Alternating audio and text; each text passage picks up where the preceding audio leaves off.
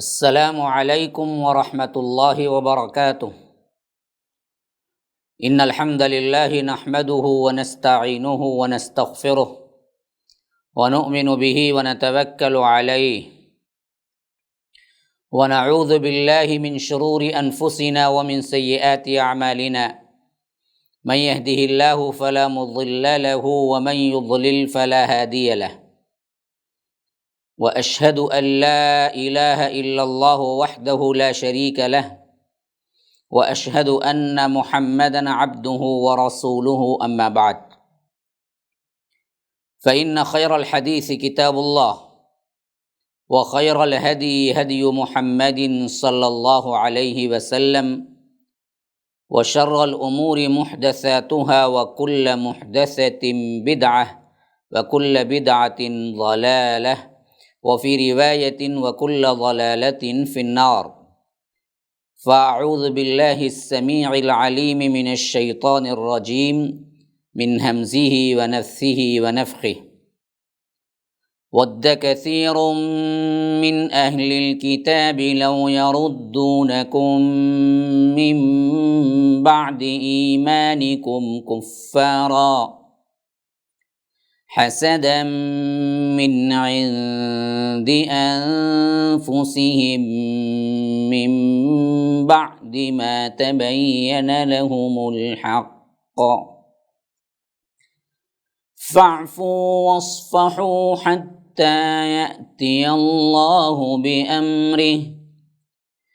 ان اللہ علی کل شیء قدیر وَأَقِيمُوا الصَّلَاةَ وَآتُوا الزَّكَاةَ وَمَا تُقَدِّمُوا لِأَنفُسِكُم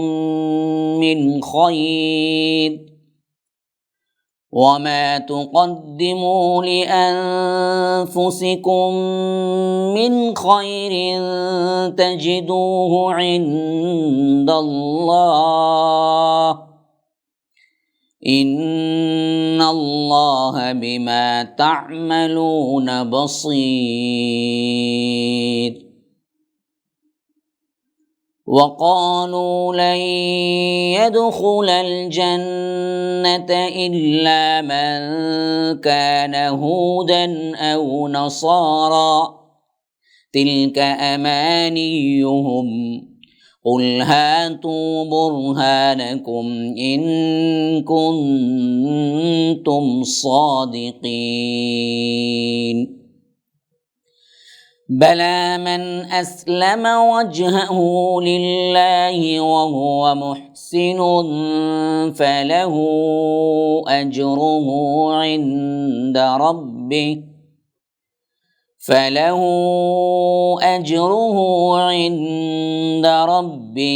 ولا خوف عليهم ولا هم يحزنون اللهم أرنا الحق حقا وارزقنا اتباعه وأرنا الباطل باطلا وارزقنا اجتنابه اللهم علمنا ما ينفعنا وانفعنا بما علمتنا وارزقنا علما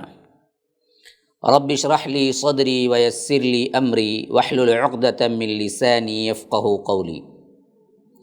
اس اللہ کے نام سے ابتدا جس کے ناموں کی کوئی انتہا ہی نہیں۔ ولو ان ما فی الارض من شجرۃ اقلام والبحر یمدہ من بعدہ سبعۃ ابحر ما نفدت کلمات اللہ۔ اس ذات اقدس پر کروڑوں درود و سلام ہوں جو تمام جہانوں کے لیے رحمت للعالمین بن کے آئے تھے۔ اللہم صلی علی محمد وعلی آل محمد کما صلیت علی ابراہیم وعلی آل ابراہیم انک حمید مجید وبارک علی محمد وعلی آل محمد کما بارکت علی ابراہیم وعلی آل ابراہیم انک حمید مجید۔ برادران اسلام، واجب الاحترام بزرگوں، دوستوں، عزیز ساتھیوں، لائق احترام ماؤں اور بہنوں، درس قرآن کے اس MSLI لائیو ٹی وی کے ذریعے جو دروس آپ کے سامنے آ رہے ہیں، اللہ تبارک و تعالیٰ کے فضل و کرم سے ہم نے سورہ بقرہ کے 98 آیات تک پڑھ چکے ہیں۔ آخری جو یہ درس میں نے جن آیتوں کا دیا، اس میں خاص طور پر اصحاب رسول اللہ صلی اللہ علیہ وسلم کو یہودیوں کی جو روش تھی بیجا سوال کرنے کی اور اپنے رسول کو سوالات کے ذریعے تنگ کرنے کی، اس سے ممانعت کی گئی، اور اصحاب رسول اللہ صلی اللہ علیہ وسلم کو بتایا گیا کہ تم اس طرح کے سوال اپنے نبی سے نہ کرو، اور ان بدبختوں نے جو سوال خاص کر شکوک و شبہات پیدا کرنے کے لیے کیے ہیں، ان سوالات سے اپنے آپ کو متاثر نہ کر لو۔ اور ان لوگوں کا سوال جو آخری گزرا تھا وہ تھا کہ اللہ تبارک و تعالی کسی آیت کو اتارنے کے بعد کیوں منسوخ کرتا ہے، کیوں اس آیت کو بھلا دیتا ہے؟ جیسا کہ اسی آیت میں ہم نے پڑھا تھا کہ ما ننسخ من آیت او ننسیہا نأتی بخیر منہا او مثلہا، منسوخ کیوں کرتے ہیں اور بھلا کیوں دیتے ہیں؟ تو منسوخ کی دو شکلیں اسی آیت میں بیان ہو گئی، ایک آیت کو مٹا دینا یا اس کا حکم مٹا دینا یا ذہنوں سے بھلا دینا۔ تو اس حیثیت سے ان لوگوں نے خاص طور پر یہ سوال اس واسطے کیا کہ جو عام مسلمان ہیں ان لوگوں کے ذہنوں میں اس قرآن کے تعلق سے شکوک و شبہات پیدا کرے۔ تو اللہ کے رسول صلی اللہ علیہ وسلم کے صحابہ کو متنبہ کیا گیا کہ یہ روش ان کی پہلے سے رہی ہے، اور تم ان کی روش پر نہ چلو، بلکہ ان کی اس روش کو اچھی طرح پہچان لو اور اپنے آپ کو ان سے بچا لو۔ اسی واسطے اللہ کے رسول صلی اللہ علیہ وسلم نے بار بار صحابہ کرام سے سوالات کرنے کے سلسلے میں منع کیا تھا، حتیٰ کہ یہاں تک فرمایا کہ بال کی کھال نکالنے اور قیل و قال کرنے کی وجہ سے ہی پچھلی امتیں تباہ و برباد ہو گئی۔ تو اب اس کے بعد جو آیت میں نے 109 کی تلاوت کی، یعنی گزشتہ کے درس میں جو میں نے بتایا تھا 108 تک ہم نے اس کی تفسیر اور مختصر ترجمہ اور تفسیر ہم نے دیکھا۔ یہ جو میں نے آپ کے سامنے تلاوت کی ہے 109 کی، اس میں رب العالمین ان لوگوں کی روش ہی اور ان لوگوں کے جو سلوک تھے اس وقت اللہ کے رسول صلی اللہ علیہ وسلم سے، وہ بیان کرتے ہوئے اصحاب رسول اللہ صلی اللہ علیہ وسلم کو متنبہ رہنے کے لیے وہ کیفیت یا یوں سمجھ لیجئے اس وقت کے حالات کے مطابق ان لوگوں سے کیسے نمٹنا چاہیے، اسی تسلسل کو قائم رکھتے ہوئے فرماتا ہے کہ وَدَّ كَثِيرٌ مِّنْ أَهْلِ الْكِتَابِ، اہل کتاب میں سے بہت سی اکثریت کی شدید خواہش یہ ہے کہ لَوْ يَرُدُّونَكُم مِّن بَعْدِ ایمانکم کفارا،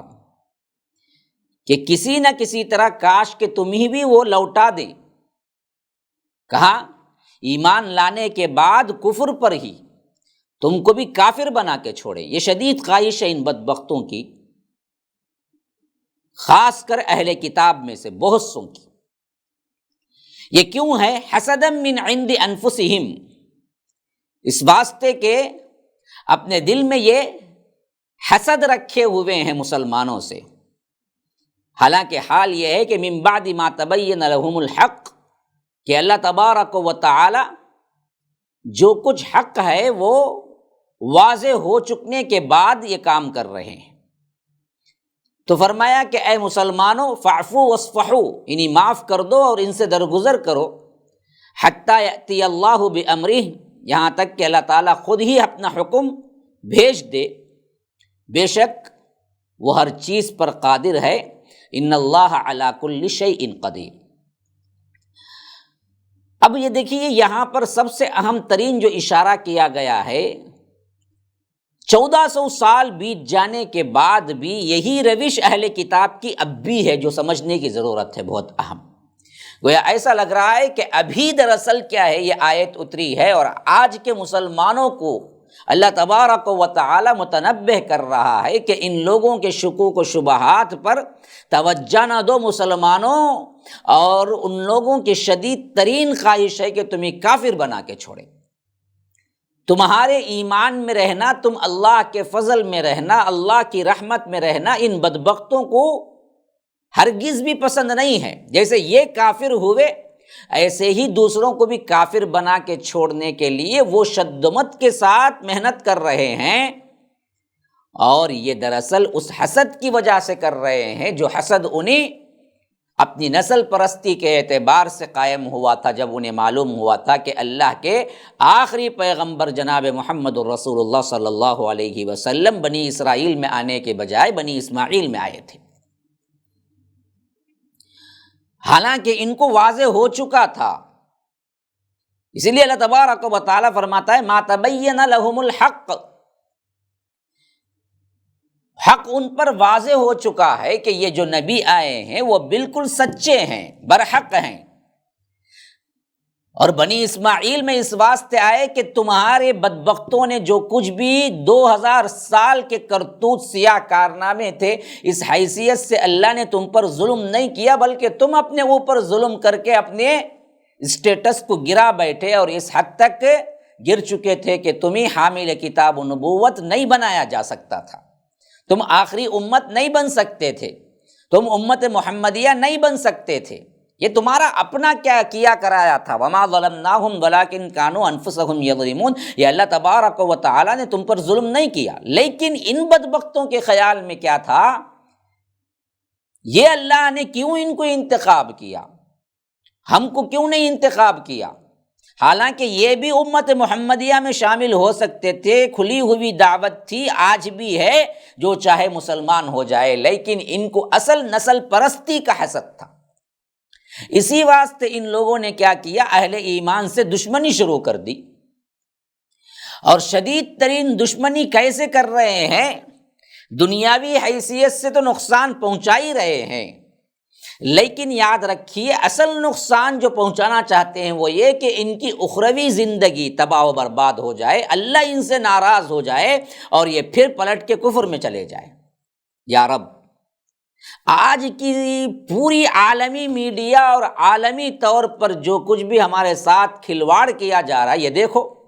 اور اس آیت کو ذرا غور سے پڑھو پھر ایک مرتبہ، 109 آیت نمبر سورہ بقرہ کی، آپ کو کوئی بڑی تفصیل کی ضرورت نہیں پڑے گی، واضح ہو کے سامنے آئے گا۔ پورا میڈیا، پورا یہودی میڈیا، اہل کتاب میڈیا، کفار مشرکین، سب مل کر اس بات پر زور لگا رہے ہیں کہ کسی نہ کسی طرح مسلمانوں کو مسلمان رہنے نہ دیا جائے، اور ان کو پلٹا کے پھر کفر پر لے آئے، بے حیائی کے ذریعے، فحش کے ذریعے، ٹی وی کے ذریعے، ٹی وی چینلز کے ذریعے، سینما کے ذریعے، اور اسی طرح کلچر کے نام پر، معاشرے کے نام پر، کپڑوں کے نام پر، پہناؤ کے نام پر، کھانے پینے، ہر چیز بدلا کے رکھ دیے، اور ہم بھی ایسے بے وقوف ہیں کہ ان کی ہر چال کو چال سمجھنے کے بجائے ترقی کا زینہ سمجھ کے ہم نے اپنا لیا، اندھا دھن مغرب کی پیروی کرنے لگے، اور کر رہے ہیں، اور سمجھ رہے ہیں کہ دنیا کی ترقی اسی میں ہے۔ حالانکہ وہ لوگ بڑے ہوشیار ہیں، ان کو معلوم ہے یہ دنیا کی ترقی کے لیے نہیں ہو رہا ہے، یہ کسی نہ کسی طرح پھر دوبارہ ان کو کافر بنا کے چھوڑیں گے۔ 1400 سال کی تاریخ میں کبھی یہ لوگ مسلمانوں کے خیر خواہ نہ ہوئے، نہ ہو سکتے، خاص کر اہل کتاب میں یہودی اور دوسرے مذاہب و ادیان میں مشرکین سب سے زیادہ آپ پائیں گے۔ اسی لیے اللہ نے وہ لفظ استعمال کیا جو شدید خواہش کے لیے آتا ہے، ود کثیر، ود کا مطلب ہے شدید خواہش ہے ان لوگوں کو، اور ان میں کی بہت بڑی اکثریت کو، بہت کم لوگ ہیں جو اپنے مذہب سے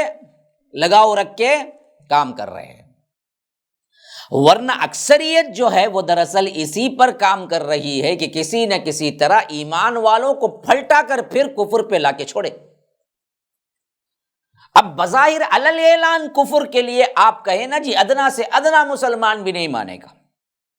ادنا سے ادنا مسلمان کو بھی آپ پکڑ کے لائیں یا اسے ڈنڈے برسا دیں یا اسے جیل بھجوا دیں یا سولی پر بھی چڑھا دیں اور اس سے کہیں کہ تو کافر ہو جا، تو انکار کر دے لا الہ الا اللہ کا، تو آج بھی ہمارے اندر اللہ کے فضل و کرم سے اتنا ایمان تو ہے کہ وہ علل اعلان کفر کا اعلان تو کبھی نہیں کرے گا۔ کوئی ہے بدبخت ترین منحوس ترین کوئی بندہ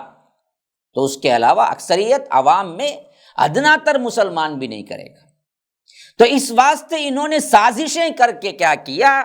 لاشعوری طور پر ان کو معلوم ہی نہ ہو لیکن یہ اندر سے کھوکھلے اور کافر بن چکے ہوں، ایسا پلیٹ فارم تیار کیا جائے کہ ان کو بظاہر تو اسلام پر ہی ہیں، وہ سمجھتے رہیں لیکن اندر سے پورا ان کا کیا ہے، کھوکھلا کر کے انہیں کافر بنا دیا جائے۔ اسی واسطے ان کی تمام تر کوششیں ہیں جو ہم دیکھتے ہیں، لباس میں، وضع و قطع میں، رہن سہن میں، ماحول میں، حتیٰ کہ بال رکھنے میں، لباس پہننے میں، شادی بیاہ میں، کمرے کی زندگی، باہر کی زندگی، جلوت خلوت، ہر جگہ انہوں نے کیا کیا، اسلامی ریولیوشن، اسلامی کلچر کو انہوں نے نیست و نابود کر کے رکھ دیا، اور پورا کلچر اب مسلمان کا نام باقی ہے لیکن کلچر کے اعتبار سے پوری کی پوری یہودیت و نصرانیت ہمارے گھروں میں چھا چکی ہے۔ اندر سے ہم کھوکھلے ہو چکے ہیں، شباہت میں ہماری کافر ذہنیت ہے، کافر لباس ہے، کافر اتار چڑھاؤ ہے، ہر معاملے میں کفر اپنائے ہوئے ہیں اور ہم کو پتہ ہی نہیں چلا۔ حالانکہ اس حیثیت سے اقبال دیکھتے تو پتہ نہیں کیا کہتے، آج سے 100 سال پہلے وہ کہہ گئے تھے کہ وضع میں تم ہو نصارا تو تمدن میں ہنود، یہ مسلمان ہیں جنہیں دیکھ کے شرمائے یہود، تم میں سید بھی ہو، مرزا بھی ہو، افغان بھی ہو، تم سبھی کچھ ہو بتاؤ تو مسلمان بھی ہو۔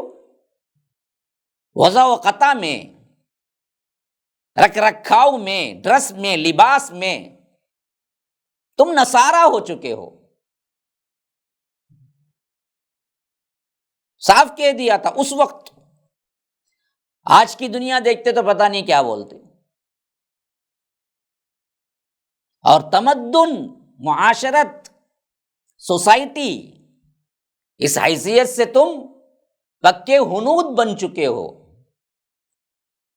ہندو کلچر، ہندوانہ رسم و رواج تمہارے اندر رچ بس گیا ہے۔ یہ کالی پوت پہ پھونکنا، ہلدی لگانا، ساڑی پہننا، یہ سب کس کا کلچر ہے جی؟ ہمارا کلچر ہے تھوڑی؟ عجیب و غریب، یہ ساڑی تو اتنی بے حیائی کی لباس ہے، کیا کہہ سکتے ہیں، جو چھپانا ہے وہی نہیں چھپتا اس میں، نیچے سطر اوپر کھلا، پیٹ دکھتا ہے۔ اب یہ کلچر کس کا ہے؟ یہ کلچر یہودیوں کا نہیں، ہندوؤں کا ہے، اور اس کلچر کو ہم پورے خوشی کے ساتھ اپنائے ہوئے ہیں۔ حجاب تو بہت دور کی بات، لباس بھی ہمارے ٹھیک نہیں ہے۔ کمرے کے اندر کے لباس ہم کیا ہیں،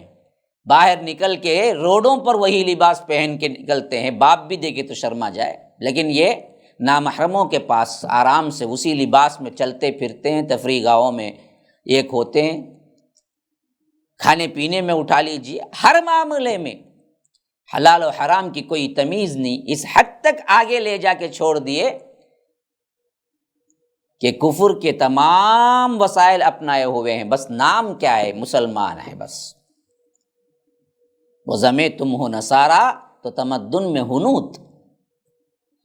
یہ مسلمان ہے جنہیں دیکھ کے شرمائے یہود۔ یہودی بھی شرماتا ہے گویا کہ آج کے مسلمان سے۔ اب اس کے اوپر فرقے قبیلے کے نام پر بٹے ہوئے ایسے ہیں، تم میں سید بھی ہو، مرزا بھی ہو، افغان بھی ہو، لیکن اقبال پوچھتے ہیں شاعری کی زبان میں، تم سبھی کچھ ہو بتاؤ تو مسلمان بھی ہو۔ 1000 قبیلے ہیں، سید ہے، فلاں ہے، فلاں ہے، لیکن مسلمان بھی ہیں تم؟ یہ کبھی سوچا تم نے؟ تو یہ عجیب بات ہے جو اللہ تبارک و تعالی نے ہمیں 1400 سال پہلے ہی بتلا دیا کہ یہود اہل کتاب مشرکین کا سب سے زیادہ زور اصل میں، خوشی اصل میں یہ ہے کہ تم پلٹ کے کافر بن جاؤ،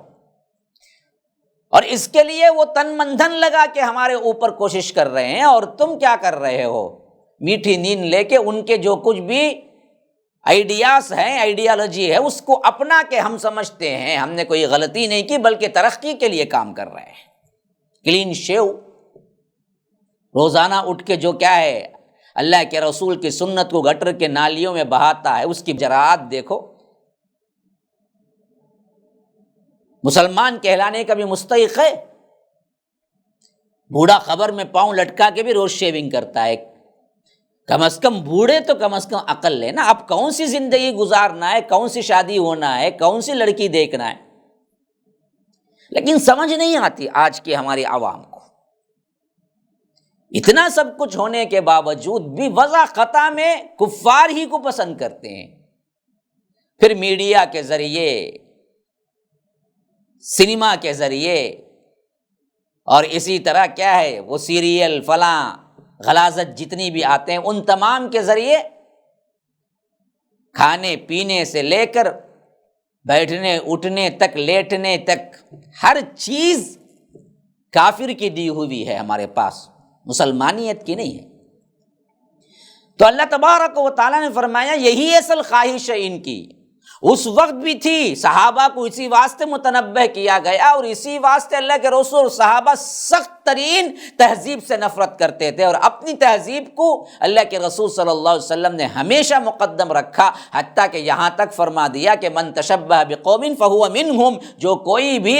مشابہت غیروں کی اختیار کرتا ہے وہ انہی میں سے ہے۔ حتیٰ کہ چھوٹے چھوٹے معاملات میں بھی اللہ کے رسول صلی اللہ علیہ وسلم ان کی مشابہت پسند نہیں کرتے تھے، خواہ وہ عادت کے اعتبار سے بھی ہو، اللہ کے رسول صلی اللہ علیہ وسلم پسند نہیں کرتے تھے۔ ان لوگوں کا جب مدینے میں آئے، اللہ کے رسول نے دیکھا کہ یہ لوگ بغیر ٹوپی کے امامہ باندھتے ہیں، تو اللہ کے رسول صلی اللہ علیہ وسلم نے صحابہ کو سکھایا کہ دیکھو تم ٹوپی کے ساتھ امامہ باندھو، امامہ باندھنا ہے، کیونکہ یہودی بغیر ٹوپی کے باندھتے ہیں، اس میں بھی مخالفت کرو، حالانکہ یہ عادات تھی، یہ عبادت میں نہیں آتا، یہ عادت ہے، کپڑے پہننے کی ایک عادت ہے، لیکن عادات میں بھی مشابہت اللہ کے رسول صلی اللہ علیہ وسلم نے مخالفت پر مبنی رکھا، اور صاحب صحابہ کو بتایا کہ ان کی کوئی بات بھی کسی معاملے میں پیروی نہ کرو، لیکن ہم نے کیا کیا، وہی چیزیں اپنائی۔ تو اسی واسطے فرمایا کہ حسدا من عند انفسہم، کہ ان بدبختوں نے یہ دراصل اس واسطے کر رہے ہیں کہ شدید ترین حسد ہے۔ ہاں یہ بات اصل ہے، سمجھو، یہود و نصارہ کو شدید ترین مسلمانوں سے حسد ہے، آج بھی ہے، اس وقت کے بھی تھے، 1400 سال سے حسد کر رہے ہیں، اور آج بھی ہیں۔ یہ لوگ کبھی تمہارے دوست نہیں ہو سکتے، اور یہ جہالت کے واسطے حسد نہیں کر رہے ہیں، من بعد ما تبین لهم الحق، ان کو واضح ہو جانے کے بعد یہ جان بوجھ کر حسد کر رہے ہیں۔ جو جان بوجھ کے کرتا ہے نا جی، وہ کبھی حسد سے مبرہ نہیں ہوتا، وہ کرتا رہے گا۔ تو اس واسطے تمہاری روش کیا ہونی چاہیے، ان کے پاس ذرا سا بھی توجہ کر کے دیکھو ہی مت، فاعفو واصفحوا، معاف کرو اور آگے بڑھتے رہو، صلح صفائی کر دو، درگزر سے کام لو، ان سے الجھو مت۔ ہاں یہ بدبخت فرانس کا چیخا کتے کی طرح، گستاخ رسول، گستاخی میں اللہ کے رسول کی، ان پر توجہ کر کے ہم کو مسئلہ بڑا بنانے کے بجائے ہم شد و مت کے ساتھ اور کام کریں اور کام کریں اور کام کریں اور اسلام کو پھیلانے میں لگ جائیں، تو یاد رکھو یہ ابلتا ہوا جو ابال ہے، جو دودھ کا ابال ہے، وہ بیٹھ جائے گا۔ جواب ان کا کیسے دینا ہے ہم کو؟ خاموشی سے کام کرتے ہوئے، فاعفو واصفحوا حتی یأتی اللہ بامری، یہاں تک کہ اللہ تبارک و تعالی اپنا حکم یا اپنا فیصلہ بھیج دے۔ ان اللہ علی کل شیء قدیر، یہ زبردست بھی ہے، ہر چیز پر قادر بھی ہے۔ تو کرنا کیا ہے عمل؟ یہ ہم امت محمدیہ سے خطاب ہے، فاعفو کے بعد ان لوگوں کی روش یہ ہے کہ تمہیں دراصل کفار اور کافر بنا کے چھوڑیں گے، لیکن تمہیں کیا کرنا ہے، ان کے کاموں کے پیچھے پڑنے کے بجائے تم ان سے درگزر کرو اور پکڑو اقیموا الصلاۃ وآتوا الزکاۃ، نماز کو قائم کرو اور زکوٰۃ دو۔ اس نظام کو پکڑو، نماز اور زکوٰۃ کے نظام کو مضبوطی سے پکڑ کر ان کو جواب دو، اپنے ایمان میں اور مضبوط ہو۔ وما تقدموا لانفسکم من خیر تجدوہ عند اللہ، جو کچھ تم اپنے نفسوں کے لیے آگے بھیجتے ہو، جو کچھ نیکی تم کما رہے ہو، کل اللہ تبارک و تعالیٰ کے ہاں اس کو پاؤ گے۔ ان اللہ بما تعملون بصیر، کہ اللہ تبارک و تعالیٰ جو کچھ بھی تم کر رہے ہو دیکھ رہا ہے۔ تو اس کا جواب ہمیں نماز اور زکوٰۃ کے قیام کے ساتھ کرنا چاہیے۔ اور ان بدبختوں کا اصل مسئلہ کیا تھا؟ وقالوا لن يدخل الجنہ، کہتے تھے کہ یہ کوئی جنت میں داخل نہیں ہوگا، الا من کان یہودا او نصارا، سوائے وہ یا تو جو یہودی بن جائے، جو عیسائی بن جائے۔ اللہ کہتا ہے تلک امانیہم، ارے یہ ان کی اپنی منہ کی باتیں اور خواہشیں ہیں جی۔ قل ہاتوا برہانکم ان کنتم صادقین، اگر تمہارے پاس کوئی دلیل ہو، اگر تم سچے ہو تو بتاؤ کہاں لکھا ہے اللہ تعالیٰ نے کہ اگر یہودی ہو تو وہی جنت جائے گا، نصرانی ہو تو وہی جنت جائے گا؟ کہیں نہیں لکھا ہوا ہے۔ یہی حال ہمارے اندر کے گروپوں کا ہے کہ بریلوی بن جاؤ تو جنت جاؤ گے، فلاں کی بیعت کر لے تو جنت جاؤ گے، دیوبندی بن جاؤ تو جنت جاؤ گے، فلاں شیعی بن جاؤ تو جنت جاؤ گے، یہ نعرہ وہ نعرہ اہل قرآن۔ اللہ تبارک و تعالی کسی گروہ میں نہیں ہے۔ ان الذین فرقوا دینہم وکانوا شیعا لست منہم فی شیء، جنہوں نے بھی دین میں گروہ بندیاں کر لی اللہ کے رسول، ان سب گروہوں میں آپ نہیں ہیں، گروہ بندی میں اللہ نہیں ہے۔ قرآن و سنت کو اپناؤ، جو بھی اپنائے گا اس کے لیے کیا ہے؟ جنت ہے۔ جیسے وہ پہلے دعویٰ کرتے تھے، ایسے ہی آج کے دعوے ہیں جو تلک امانیہم پر مبنی ہے کہ اپنی اپنی خواہشیں ہیں۔ اللہ نے کوئی دلیل ان پر قائم نہیں کی، بلکہ دلیل تو وہ ہے، بلا بے شک وہ کون؟ اسلم وجہہ للہ، اسلام لایا، سر تسلیم خم کر دیا اور اپنا چہرہ اللہ کے لیے پھیر دیا، یکسو ہو گیا۔ وہو محسن، اور حالت یہ ہے کہ اخلاص کے ساتھ عمل کرتے ہوئے زندگی گزارا، محسن بن گیا، اس میں شرک نہ کیا، کسی کو دکھاوے کے لیے نہیں کیا عمل۔ فلہ اجرہ عند ربی، ایسے شخص کے لیے اس کے رب کے پاس اس کا اجر ہے۔ ولا خوف علیہم ولا هم یحزنون، اور اس کے لیے نہ کوئی خوف ہے نہ کوئی رنج ہے۔ ھذا وباللہ التوفیق، وصلی اللہ وسلم علی نبینا محمد۔ اسأل اللہ لی ولکم ولسائر المسلمین من کل ذنب فاستغفروہ انہ هو الغفور الرحیم۔ السلام علیکم ورحمۃ اللہ وبرکاتہ۔ MSLI TV، رہنمائی بدلتی دنیا کے لیے۔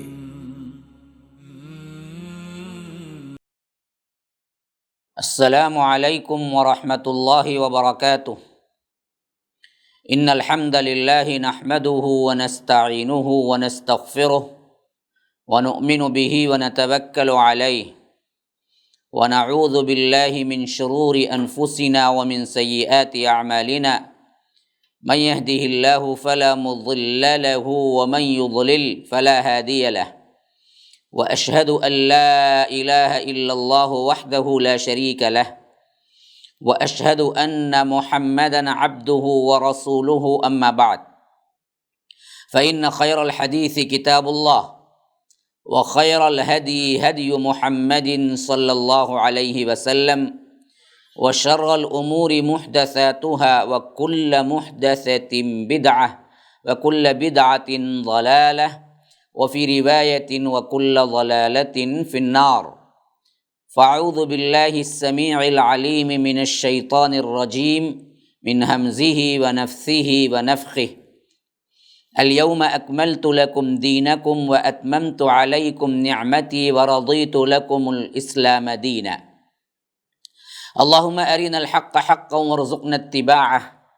وأرنا الباطل باطلا وارزقنا اجتنابه۔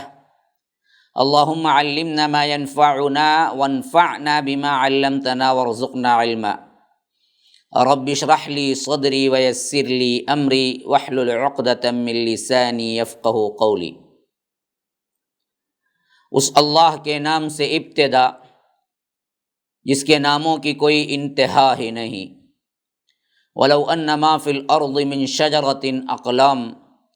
والبحر یمدہ من بعدہ سبعۃ ابحر ما نفدت کلمات اللہ۔ اس ذات اقدس پر کروڑوں درود و سلام ہوں جو تمام جہانوں کے لیے رحمت للعالمین بن کے آئے تھے۔ اللہم صلی علی محمد وعلی آل محمد کما صلیت علی ابراہیم وعلی آل ابراہیم انک حمید مجید، وبارک علی محمد وعلی آل محمد کما بارکت علی ابراہیم وعلی آل ابراہیم انک حمید مجید۔ برادران اسلام، واجب الاحترام بزرگوں، دوستوں، عزیز ساتھیوں، لائق احترام ماؤں اور بہنوں، الاحادیث النبویہ اس عنوان کے تحت MSLA لائف ٹی وی کے ذریعے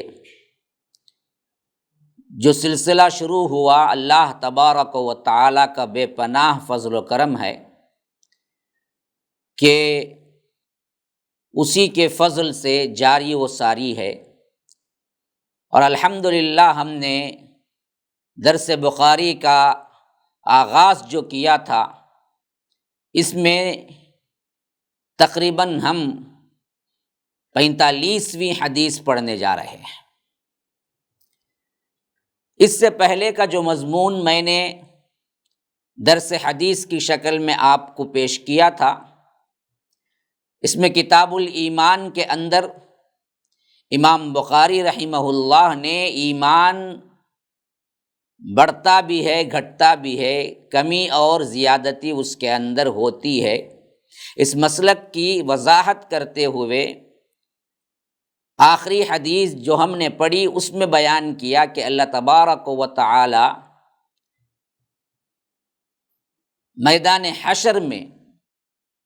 اعلان فرمائے گا کہ آگ سے ان سب کو نکالو جنہوں نے لا الہ الا اللہ کہا، جن کے دل کے اندر ایک دانے کے برابر، ایک گیہوں کے برابر، ایک دراصل یوں کہہ لیجئے ذرے کے برابر بھی ایمان ہے، ان سب کو نکالو۔ تو اس حدیث سے امام بخاری رحمہ اللہ نے ثابت کیا کہ ایمان کم اور زیادہ ہوتا ہے، اور ذرے کے برابر بھی کسی کا ایمان ہوتا ہے۔ اگر اس کا ایمان ذرے کے برابر بھی ہے تو وہ ایک نہ ایک دن ضرور جنت کو جائے گا۔ آئیے اس کے بعد ہم وہ حدیث پڑھتے ہیں جو آج کا ہمارا سبق ہے، 45ویں حدیث۔ حدیث امام بخاری رحمہ اللہ اس طرح لائے ہیں: حدثنا الحسن بن الصباح سمع جعفر بن عون حدثنا ابو العمیس اخبرنا قیس بن مسلم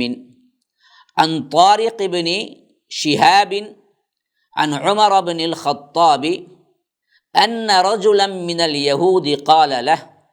یا امیر المؤمنین آیۃ فی کتابکم تقرؤونها لو علینا معشر اليہود نزلت لاتخذنا ذلك اليوم عیدا قال ای آیۃ قال اليوم اکملت لکم دینکم واتممت علیکم نعمتی ورضیت لکم الاسلام دینا قال عمر قد عرفنا ذلك اليوم والمكان الذي نزلت فيه على النبي صلى الله عليه وسلم وهو قائم بعرفة يوم جمعة۔ اس روایت کا ترجمہ اس طرح ہے۔ ہم سے اس حدیث کو حسن بن صباح نے بیان کیا، امام بخاری رحمہ اللہ کہتے ہیں انہوں نے جعفر بن عون سے سنا، وہ ابو العمیس سے بیان کرتے ہیں، انہیں قیس بن مسلم، اور ان سے طارق بن شہاب، ان کے واسطے سے خبر دی ہے کہ حضرت عمر رضی اللہ عنہ سے روایت کرتے ہوئے کہ ایک یہودی نے ان سے کہا کہ امیر المؤمنین تمہاری کتاب یعنی قرآن میں ایک آیت ایسی ہے جسے تم پڑھتے ہو، اگر وہ ہم یہودیوں پر نازل ہوتی تو ہم اس کے نزول کے دن کو یوم عید منا لیتے، یوم عید مناتے یا یوم عید بنا لیتے۔ آپ نے پوچھا وہ کون سی آیت ہے؟ اس یہودی نے جواب دیا سورہ مائدہ کی 3 آیت، الیوم اکملت لکم دینکم واتممت علیکم نعمتی ورضیت لکم الاسلام دینا۔ آج میں نے تمہارے دین کو مکمل کر دیا، اپنی نعمت تم پر تمام کر دی اور تمہارے لیے دین اسلام کو پسند کر لیا۔ حضرت عمر رضی اللہ عنہ نے فرمایا کہ ہم اس دن اور اس مقام کو خوب جانتے ہیں جب یہ آیت نازل ہوئی۔ اس وقت آپ صلی اللہ علیہ وسلم عرفات میں جمعہ کے دن خطبہ دے رہے تھے یا کھڑے ہوئے تھے، ایسے وقت میں یہ آیت نازل ہوئی۔ تو اس حدیث کو امام بخاری رحمہ اللہ نے کتاب الایمان میں اس وجہ سے لائے کہ ایمان اور دین یہ دراصل مکمل ہو چکا ہے۔ جب تکمیل ہوئی ہے تو اس حیثیت سے سب سے اہم ترین بات جو یہودی کی تمنا تھی، وہ حضرت عمر کا جو جواب تھا، اس حیثیت سے بہت ہی عمدہ کلام ہے جس کو امام بخاری رحمہ اللہ نے یہاں درج کیا ہے۔ حضرت عمر کا جواب کا مطلب یہ تھا کہ جمعہ کے دن، عرفے کے دن ہمارے ہاں عید ہی جانا جاتا ہے، جمعہ ایک چھوٹی عید ہے، اس لیے ہم بھی اس مبارک دن میں اس آیت کے نزول پر اپنی خوشی کا اظہار ہی کرتے ہیں۔ پھر بعد والا دن عرفے کا، وہ تو عید الاضحیٰ ہے، اس لیے جس قدر خوشی اور مسرت ہم کو ان دنوں میں ہوتی ہے اس کا تم لوگ اندازہ بھی نہیں لگا سکتے۔ لیکن یہ بات ہمارے لیے سمجھنے کی سب سے اہم ہے کہ ایک یہودی نے گویا کہ قرآن کو سمجھا ہے اور اس نعمت کو سمجھا ہے جو رب نے ہم کو عطا کیا ہے، جو آج ہم مسلمان سمجھنے سے قاصر ہیں۔ خاص طور پر یہ بیان ہوا کہ الیوم اکملت لکم دینکم واتممت علیکم نعمتی والی یہ آیت اگر ہم پر نازل ہوتے تو ہم عید منا لیتے، ہم اس کے لیے سب سے اہم ترین خوشی کا دن مناتے، کیونکہ تکمیل کا اور تکمیل کے ساتھ ساتھ اللہ تبارک و تعالی نے یہ اعلان کر دیا تھا کہ رضیت لکم، میں راضی ہو گیا تم سے قیامت تک کے لیے دین اسلام کو۔ دین اسلام کے علاوہ کوئی چیز نہیں ہے جس سے میں راضی ہو سکتا ہوں۔ پوری زندگی سجدے میں سر رکھ کے کیوں نہ گزار لے، اگر وہ دین اسلام پر نہیں ہے تو اللہ تبارک و تعالی اس کی عبادت کو قبول نہیں کرے گا۔ وہ دین رہبانیت ہے، وہ دین قبر پرستی کا ہے، وہ دین اولیاء پرستی کا ہے، وہ دین بزرگ پرستی کا ہے، وہ دین مراقبے چلے اور اسی طرح کے اپنے خود ساختہ بدعتوں کا ہے، تو اس کو اللہ قبول نہیں کرے گا۔ اعلان جو ہوا تھا وہ دین اسلام کے لیے اعلان ہوا تھا کہ اس کو ہم نے تکمیل بھی کر دیا، میری نعمت بھی تم پر تمام کر دی اور تمہارے لیے میں راضی ہو گیا اس دین اسلام کو قیامت تک کے لیے۔ وَمَن يَبْتَغِي غَيْرَ الْإِسْلَامِ دِينًا فَلَن يُقْبَلَ مِنْهُ، اس کے علاوہ کوئی اور دین لے کے آئے گا تو اس دین کو ہم قبول ہی نہیں کریں گے۔ قبولیت کے لیے اس دین کا ہونا ضروری ہے، اور یہ دین جو ہے وہ تکمیل دین کے اعلان کے بعد کس قدر اہم ہو جاتا ہے، یہ اندازہ ہم اس یہودی کی بات سے لگا سکتے ہیں جو آج ہمیں علم نہ ہونے کی وجہ سے اس کا اندازہ ہی نہیں ہے۔ کتنی بڑی نعمت ہے جو رب نے ہم کو عطا کی، اور کتنی بڑی رضا ہے، کتنی بڑی اللہ تبارک و تعالیٰ کی خوشنودی ہے جو فرمایا کہ دین اسلام کو ہم نے مکمل کر دیا، اب اس میں سے ایک ذرہ نہ گھٹ سکتا ہے نہ بڑھ سکتا ہے۔ کسی کے اختیار میں نہیں ہے کہ شریعت کے اندر تم کوئی چیز بڑھاؤ یا گھٹاؤ۔ لیکن بعد کے آنے والوں نے اس سادہ سیدھا مکمل ترین دین اور کمال دین کے اعلان کے بعد بھی ان بدبختوں نے اس دین کے اندر ایسی ایسی بدعات و خرافات اور ایسی چیزوں کو داخل کیا جس کا کیا ہے دور دور تک واسطہ بھی اسلام سے نہیں ہے۔ کس طرح اس دین کی تکمیل کے لیے عجیب و غریب شرطیں لگا دی۔ دیکھیے، جب اسلام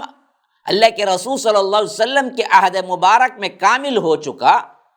جس میں کوئی تقلیدی مذہب وجود میں نہیں آیا، نہ کسی خاص امام کے مطاع یا مطلق مطاع کا تصور نہیں تھا، یا کہ امام کو ماننے کا کوئی تصور نہیں تھا، یا کوئی حنفی، شافعی، مالکی، حنبلی بننے کا کوئی تصور نہیں تھا۔ کیوں؟ کیونکہ یہ سب بعد میں پیدا ہوئے۔ کوئی فاتحہ، چہلم، اس طرح کی کوئی رسم نہیں تھی۔ یہ سب لوگ جو پیدا ہوئے، جن کے ناموں کی نیازیں اور جن کے ناموں کے واسطے دیے جاتے ہیں، یہ عرصہ دراز کے بعد پیدا ہوئے۔ امام ابو حنیفہ 80 ہجری میں، امام شافعی 150 ہجری میں۔ تو یہ سب بعد کے پیداوار ہیں، یہ بعد میں پیدا ہوئے، جبکہ صحیح ترین بات یہ پیدا ہو کر وفات کے بعد بھی ایسے مذاہب وجود میں نہیں آئے ان کے نام سے۔ صحیح ترین قول کے مطابق تقلیدی مذاہب کا زور پکڑنا جو ہے وہ 3 صدی تک نہیں رہا، 4ویں صدی میں شروع ہوا، جیسے کہ شاہ ولی اللہ محدث دہلوی رحمہ اللہ بھی اس بات کی گواہی دیتے ہیں۔ ان چیزوں کو دین میں داخل کرنا، کسی امام کی تقلید مطلق کو واجب قرار دینا، کوئی مالکی، حنبلی، شافعی، حنفی نہیں ہے تو پھر اس کا دین مکمل نہیں ہونے کا دعویٰ کرنا، اور اس کے لیے لازم سمجھنا کہ اسلام لانے کے بعد کوئی نہ کوئی مذہب کو ضرور اختیار کرے، وہ امور ہیں جن کو ہر ایک مسرت، ہر ایک بصیرت انسان، یعنی ہر ایک وہ انسان جس کے اندر تھوڑی سی بھی عقل ہے، اچھی طرح جان لے گا کہ وہ کیا ہے، اضافہ ہے۔ مگر افسوس یہ ہے کہ امت مسلمہ کا ایک جمع غفیر وہ ہے، ایک بہت بڑی جماعت وہ ہے، ان ایجادات پر اس قدر پختگی کے ساتھ اعتقاد رکھتا ہے کہ اس کے خلاف وہ ایک حرف سننے کے لیے تیار نہیں ہے۔ اس میں عوام بھی شامل ہیں، اس میں علماء بھی شامل ہیں۔ صرف یہی نہیں ہے بلکہ اس فرقوں کے ایجادات کو اس حد تک ان لوگوں نے ضروری سمجھا کہ پھر وہی مرکزیت جو اللہ کے رسول صلی اللہ علیہ وسلم نے قائم کی تھی، اس پر جمع ہونا تقریباً ممکن نہیں نظر آتا ہے۔ اسی واسطے مسلک محدثین اللہ تبارک و تعالی کے فضل سے اس جمود اور اس اندھی تقلید کے خلاف اسلام کی ترجمانی کرتے ہوئے احادیث کو اکٹھا کر کے بتلا دیا کہ تمہارے ہر مسئلے کا حل حدیث سے ثابت ہے۔ لیکن ان تمام کی کوششوں کے باوجود بھی اس کو پڑھانے والے، پڑھنے والے خود تعصب کی اینک، مسلک کی اینک کو لگا کر، چشمہ لگا کر وہی پٹی پڑھاتے ہیں کہ یہ بھی دراصل کسی امام کے مقلد ہیں، اور انہوں نے اپنے مسلک کے تحت یہ تمام چیزیں لکھی ہیں، ورنہ تو ہم تبرکاً یہ حدیثیں پڑھ لیں گے لیکن اعتقاد ہمارا وہی رہے گا۔ پڑھانے والے خود امام بخاری کا، ان کی کتاب درس بخاری کا درس دینے والے بڑے بڑے شیوخ حنفیت کے ہیں، تو بعض برملا کہتے ہیں کہ یہ دراصل امام بخاری نے اس واسطے لائے ہیں کہ یہ ان کا مسلک تھا کہ ایمان بڑھتا اور گھٹتا ہے، ورنہ تو ہمارا مسلک یہ ہے کہ ایمان نہ گھٹتا ہے نہ بڑھتا ہے، تبرکن پڑھ لینا ہے، اس پر عمل نہیں کرنا ہے۔ مدارس کے وہ دروس و خطبے میں نے خود اپنے کانوں سے سنے ہیں، بچوں کو پڑھاتے ہوئے تعلیم دی جاتی ہے کہ امام بخاری کا مسلک ہے بس، ورنہ تو ہم تو کیا ہے، اسی پر رہیں گے جو ہمارا اپنا مسلک ہے۔ مسلک کو نکال کر، تفریقے کو نکال کر، جماعتوں سے مبرہ ہو کر ایک جہتی کے ساتھ اتحاد کی کوشش میں امام بخاری نے جس کتاب کو اپنے 16 سال لگا کر ایک ایک حدیث کو درج کرتے وقت استخارہ اور غسل کر کے درج کر کے امت کو دیا، اسی حدیث کی کتاب کو پڑھاتے ہوئے اس اتحاد کو پارا پارا کرتے ہوئے اللہ سے نہیں ڈرتے بدبخت۔ امام بخاری رحمہ اللہ نے اس حدیث کو یہاں لا کر یہی بتانے کی کوشش کی ہے کہ ایک تو باب سے تعلق یہ ہے کہ تکمیل تو اس میں کمی پیشی ہوگی، دوسری یہ بات بتا دیا کہ یہ تکمیل ہو چکی ہے اور یہ تکمیل کی نعمت بہت بڑی نعمت ہے، جس کو حضرت عمر سے جب اس یہودی نے کہا تو حضرت عمر نے انکار نہیں کیا، بلکہ کہا کہ تم جس کی تمنا کرتے ہو اس کو میں اچھی طرح جانتا ہوں۔ یہ آیت جب اتری اس دن یوم عرفہ بھی تھا اور جمعہ کا دن بھی تھا، اور ان دونوں کو ہم عید مانتے ہیں۔ یہاں ایک بات سمجھنے کی ضرورت ہے، بعض لوگ سمجھتے ہیں کہ یوم عرفہ اگر جمعہ کے دن آ جائے گا تو حج اکبر ہے، بڑا حج ہے، بڑے فضیلت والا حج ہے، حالانکہ ایسی کوئی بات نہیں۔ حج الاکبر آیا ہے قرآن میں، لیکن یہ اس معنی میں نہیں ہے کہ اس دن یوم عرفہ میں جمعہ تھا، اس واسطے کہ اس زمانے میں لوگ عمرے کو چھوٹا حج کہتے تھے اور حج کو بڑا حج کہتے تھے۔ بس جمعے کے دن عرفات کا دن آ جائے جمعہ کے دن تو وہ بہت بڑا حج ہے، یہ بات غلط مشہور ہو گئی ہے۔ اسی واسطے یہاں پر حضرت عمر نے وہ ذکر کیا ہی نہیں، وہ کیا کہ جس دن اللہ کے رسول صلی اللہ علیہ وسلم نے خطبہ دیا عرفات کا، اور جس وقت اللہ کے رسول صلی اللہ علیہ وسلم نے حج کیا یعنی حجۃ الوداع، اس دن عرفے کا دن جو آیا وہ جمعہ کا دن تھا، اتنا معلوم ہو گیا۔ کیونکہ اللہ کے رسول صلی اللہ علیہ وسلم نے اپنی پوری زندگی میں ایک ہی حج کیا اور وہ حج 10 ہجری کا تھا۔ تو جہاں اشارہ حضرت عمر کر رہے ہیں کہ یہ آیت اس وقت نازل ہوئی جب یوم عرفہ تھا اور جمعہ تھا، تو یہ ایک ہی حجۃ الوداع کا حج جو تھا اسی میں یہ عرفات کا دن جب آیا تھا تو وہ جمعہ کا دن آیا تھا۔ لیکن یہ بات جو مشہور ہے وہ کسی صحیح دلیل سے ثابت نہیں ہے۔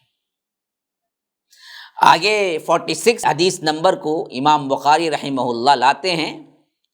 تو باب باندھا ہے الزکوٰۃ من الاسلام، زکوٰۃ دینا بھی اسلام میں داخل ہے۔ یعنی وہی بات کہ ایمان کے اندر عمل شامل ہے، خالی اقرار کر کے عمل سے چھٹکارا لینا یہ مرجئہ اور ضال اور مضل فرقوں کا، گمراہ فرقوں کی روش ہے۔ اور فرمایا کہ وَقَوْلُهُ وَمَا أُمِرُوا إِلَّا لِيَعْبُدُوا اللَّهَ مُخْلِصِينَ لَهُ الدِّينَ حُنَفَاءَ وَيُقِيمُوا الصَّلَاةَ وَيُؤْتُوا الزَّكَاةَ وَذَلِكَ دِينُ الْقَيِّمَةِ۔ سورہ بینہ کی آیت نمبر 5 کو لایا،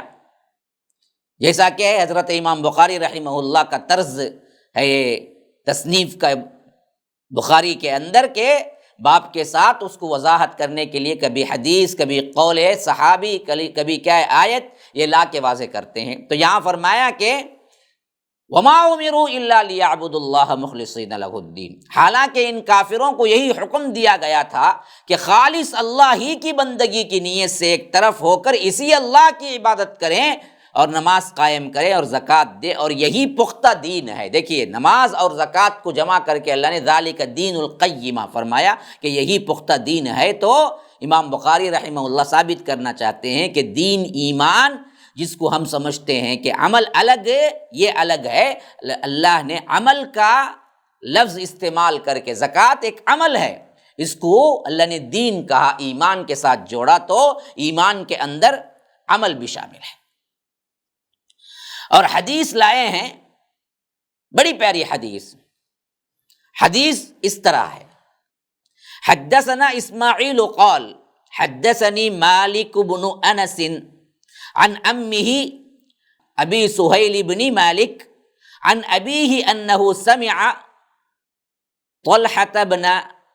عبید اللہ یقول جاء رجل الى رسول اللہ صلی اللہ علیہ وسلم من اہل نجد ثائر الرأس نسمع دوی صوته ولا نفقه ما يقول حتى دنا فإذا هو يسأل عن الإسلام فقال رسول الله صلى الله عليه وسلم 5 صلوات في اليوم والليلة فقال هل علي غيرها قال لا إلا أن تطوع قال رسول الله صلى الله عليه وسلم وصيام رمضان قال هل علي غيره قال لا إلا أن تطوع قال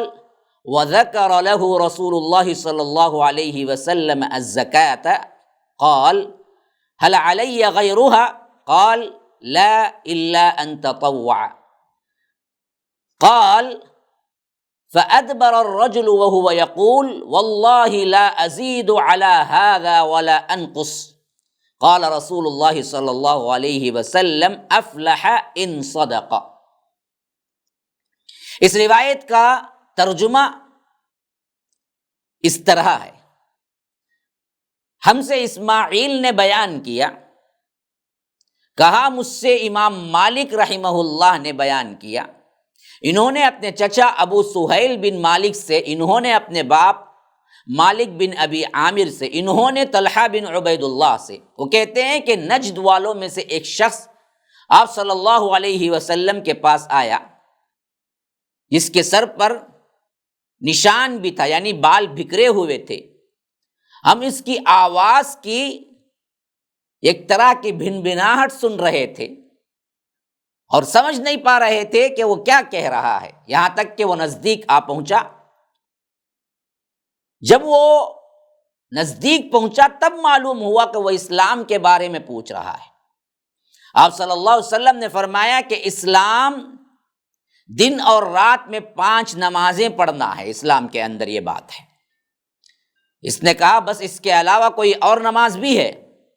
آپ نے فرمایا نہیں مگر نوافل۔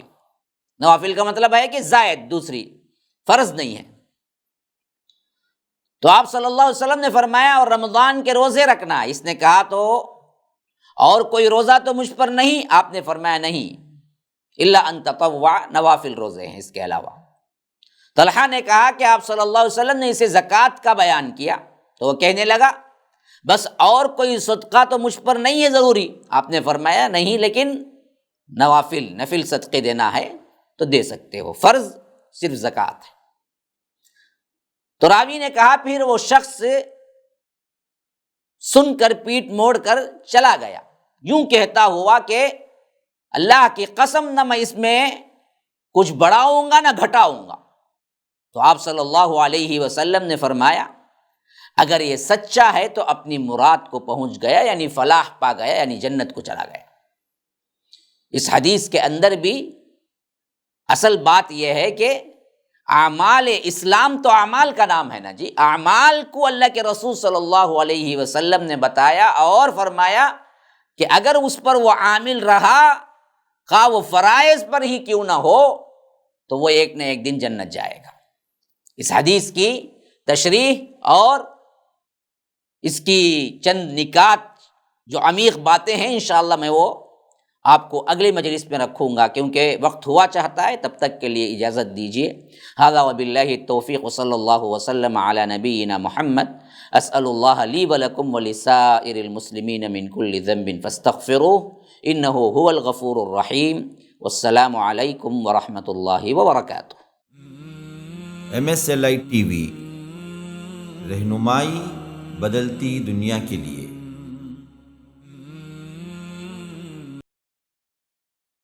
السلام علیکم ورحمۃ اللہ وبرکاتہ۔ ان الحمد للہ نحمده ونستعینه ونستغفره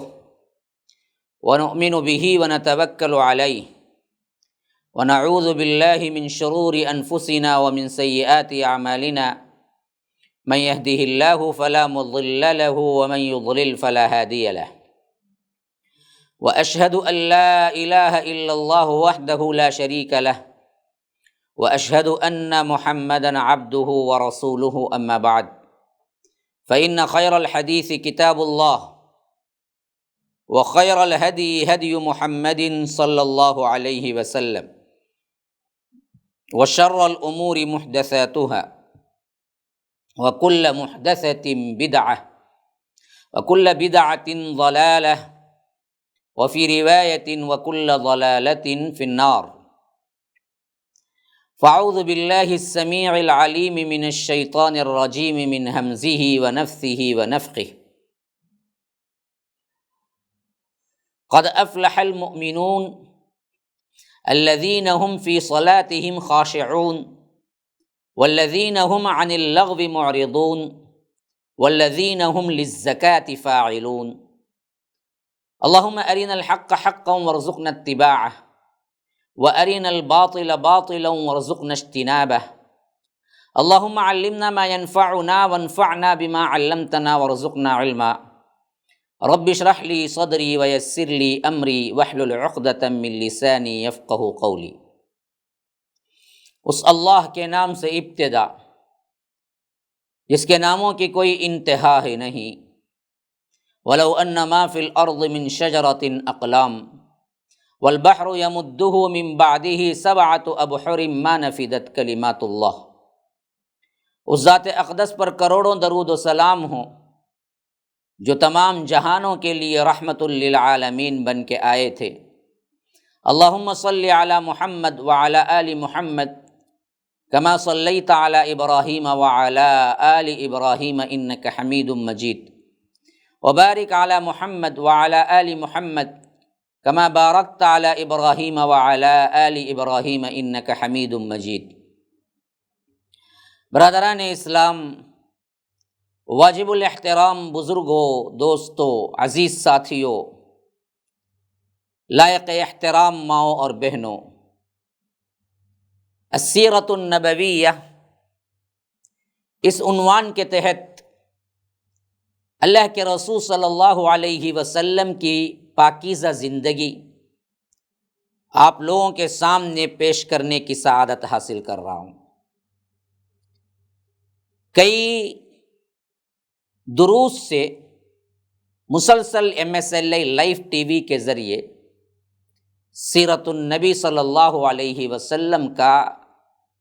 ایک جامع خاکہ میں آپ کے سامنے رکھ رہا ہوں. اسی تسلسل سے ہم اللہ کے فضل و کرم سے مکی زندگی کے احوال دیکھ چکے ہیں اور اللہ کے رسول صلی اللہ علیہ وسلم نے کس طرح ہجرت کی، مدینہ پہنچنے کے بعد سب سے اہم ترین کام کیا کیا انجام دیے، اور کس طرح ایک نئے معاشرہ اور ایک نئی سوسائٹی، ایک کلچر بنانے میں اصحاب رسول اللہ صلی اللہ علیہ وسلم نے بڑھ چڑھ کر حصہ لیا، اور اس کی بنیاد میں اللہ کے رسول صلی اللہ علیہ وسلم نے کیسے تربیت دی، اور سب سے اہم ترین بنیاد کس پر رکھی گئی؟ محبت، بھائی چارہ، ایک دوسرے پر تعاون، ایثار، قربانی.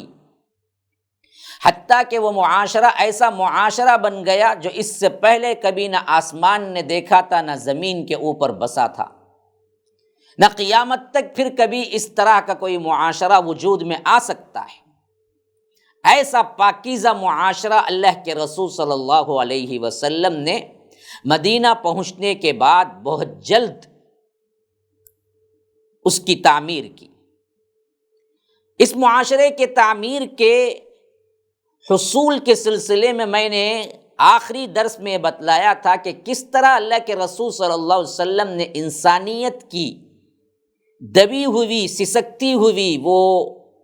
آہیں جو ظلم کی چکی میں پس رہی تھی، اللہ کے رسول صلی اللہ علیہ وسلم نے ان پر سب سے زیادہ توجہ دے کر انہیں آزاد کروایا،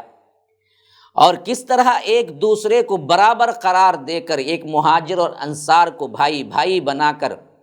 ان کو ایک دوسرے کی سپورٹ میں ہر کوئی اپنے آپ کو نچھاور کرنا چاہتا تھا، اپنے بھائی کے لیے تن من دھن لگانا چاہتا تھا. ادھر انصار تھے کہ دینے سے نہیں چوکتے تھے، ادھر مہاجر ہیں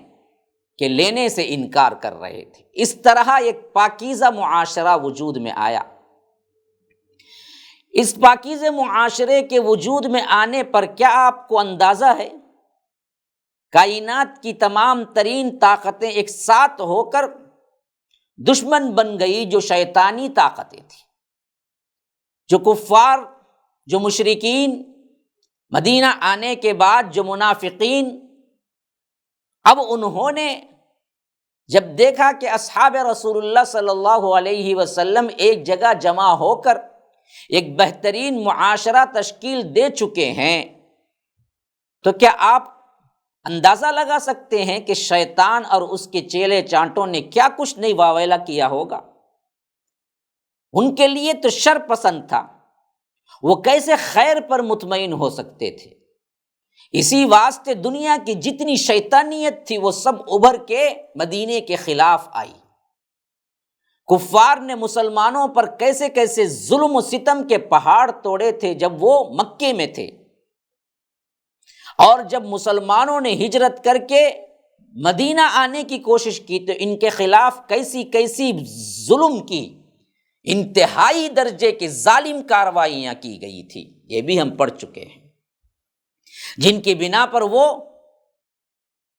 بالکل اپنے مال سے دستبردار ہونا پڑا، اور اپنے اولاد سے کبھی کبھی دستبردار ہونا پڑا، لیکن پھر بھی ان بدبختوں کا اذیت دینے کا سلسلہ بند نہیں ہوا، وہ اپنی ستم رانیوں سے باز نہیں آئے، بلکہ یہ دیکھ کر کہ ان کا جوش غضب اور بھڑک اٹھا کہ مسلمان ان کی گرفت سے چھوٹ کے نکلے اور انہی مدینے میں ایک پرامن جائے قرار مل گیا، ایک بہترین امن والی زمین مل گئی۔ اسی واسطے ہم دیکھتے ہیں عبداللہ ابن ابی جو ابھی تک کھلم کھلا مشرک تھا، اعلان نہیں کیا تھا، اس کی اس حیثیت کی بنا پر ایک دھمکی آمیز خط لکھا وہ انصار کا جو سردار ہے، کیونکہ انصار ہی ان کی سربراہی پر متفق ہو چکے تھے۔ وہ یہ کہنا چاہتا تھا کہ تم لوگ مجھے سردار بنا چکے تھے، اب یہ کیا ہوا؟ کیونکہ وہ تو تاج بھی تیار کر چکا تھا اور اپنی بادشاہی کے لیے بڑے بڑے خواب دیکھ چکا تھا، تو اس نے انصار کو لکھا کہ اصل قیادت تو میری ہے، یہ کہاں سے تم لوگوں نے کیا کیا کہ مکے کے ایک آدمی کو جو اپنے آپ کو رسول کہتا ہے لے آ کے قیادت دے دی اور میری بادشاہت چھن گئی۔ تو وہ انصار کو بھی برا بھلا کہنا شروع کر دیا، جبکہ انصار اللہ کے رسول صلی اللہ علیہ وسلم آنے کے بعد سب کے سب متفق ہو چکے تھے کہ اب ایک ریاست بن گئی اور اس ریاست کے قیادت کے قائد صرف اور صرف اللہ کے رسول صلی اللہ علیہ وسلم کے علاوہ کوئی نہیں ہے۔ اور مشرکین نے بھی ایک خط عبداللہ ابن ابی کو اور اس کے مشرک دوستوں کو یہ دھمکی دیتے ہوئے لکھا کہ تم لوگوں نے ہمارے صاحب کو یعنی اللہ کے رسول صلی اللہ علیہ وسلم کو پناہ دے رکھی ہے، اس لیے اللہ کی قسم کھا کر کہتے ہیں یا تو آپ لوگ ان سے لڑائی کر کے اللہ کے رسول صلی اللہ علیہ وسلم کو باہر نکال دیں، یا پھر اپنی پوری جمعیت کے ساتھ ہم آپ کو قتل کرنے کے لیے آئیں گے اور ہم آپ کو نیست و نابود کر دیں گے اور آپ کی عورتوں کو ہم ان کی حرمت پامال کر دیں گے۔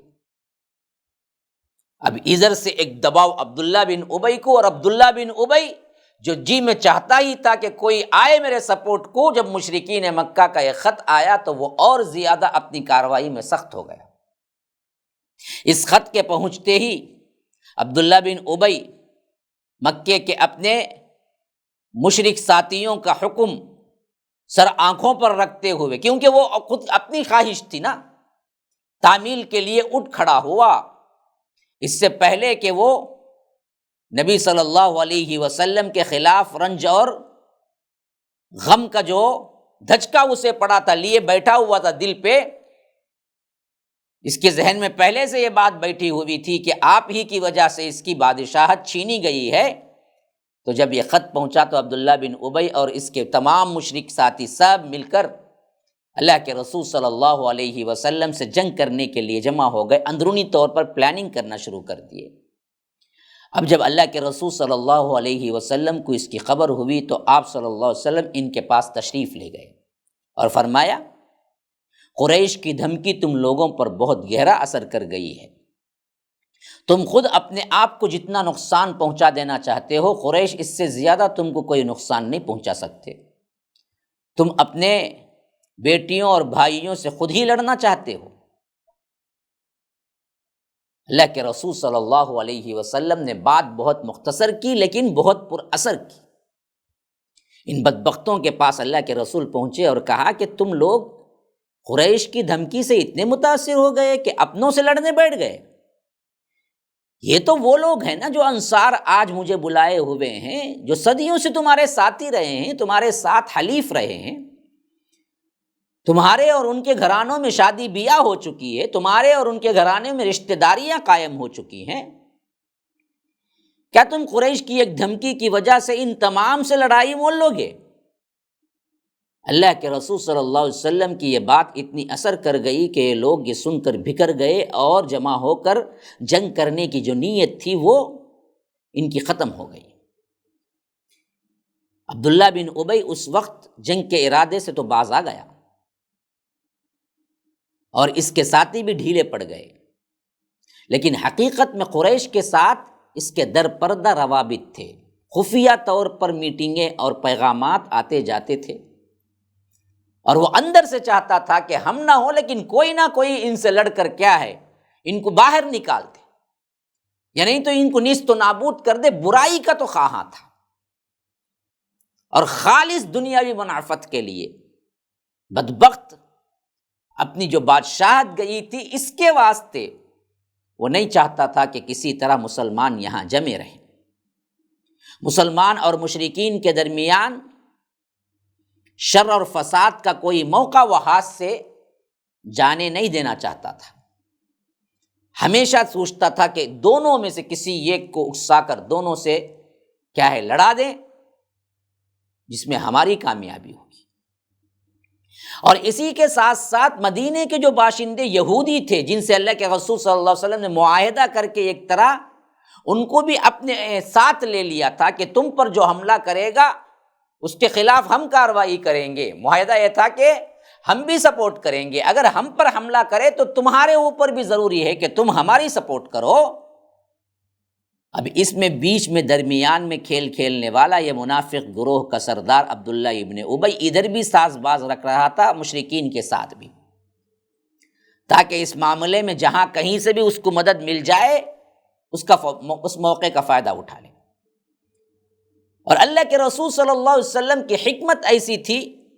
کہ جب بھی کوئی شر و فساد اس کی طرف سے ہو کر کوئی بڑا ہنگامہ برپا ہونے کے قریب ہوتا، اللہ کے رسول صلی اللہ علیہ وسلم اس کو سنبھال لیتے اور اس آگ کو بجھا دیا کرتے تھے، حتیٰ کہ حالات سخت ہوتے چلے گئے، اتنے سخت ہو گئے کہ مسجد حرام کا دروازہ بند کیے جانے کا اعلان کرنا پڑا مشرکین کو، کیونکہ انہی کے ہاتھوں میں تھی۔ باوجود اللہ کے رسول صلی اللہ علیہ وسلم وہیں کے تھے اور سب سے زیادہ مستحق کعبۃ اللہ کے متولی مسلمان تھے، لیکن اس وقت حالات یہ تھے کہ کعبۃ اللہ ان مشرکین کے انڈر میں تھا اور یہ جس کو چاہتے جو چاہتے اصول ڈالتے۔ تو جب اللہ کے رسول صلی اللہ علیہ وسلم صحابہ کو لے کر مدینہ پہنچ گئے تو اس کے بعد انصاری صحابہ میں سے جو بہت اہم مقام رکھتے تھے حضرت سعد بن معاذ،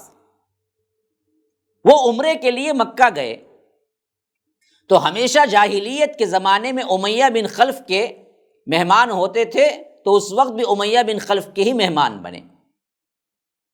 انہوں نے امیہ سے کہا میرے لیے کوئی بھی تنہائی کا وقت دیکھو تاکہ میں ان مشرکین مکہ کی نظروں میں آئے بغیر کعبۃ اللہ کا طواف کر لوں۔ امیہ دوپہر کے وقت انہی لے کر نکلا تو ابو جہل سے ملاقات ہو گئی۔ اس نے امیہ کو مخاطب کر کے کہا کہ امیہ تمہارے ساتھ یہ ہے کون؟ امیہ نے کہا کہ یہ سعد ہیں،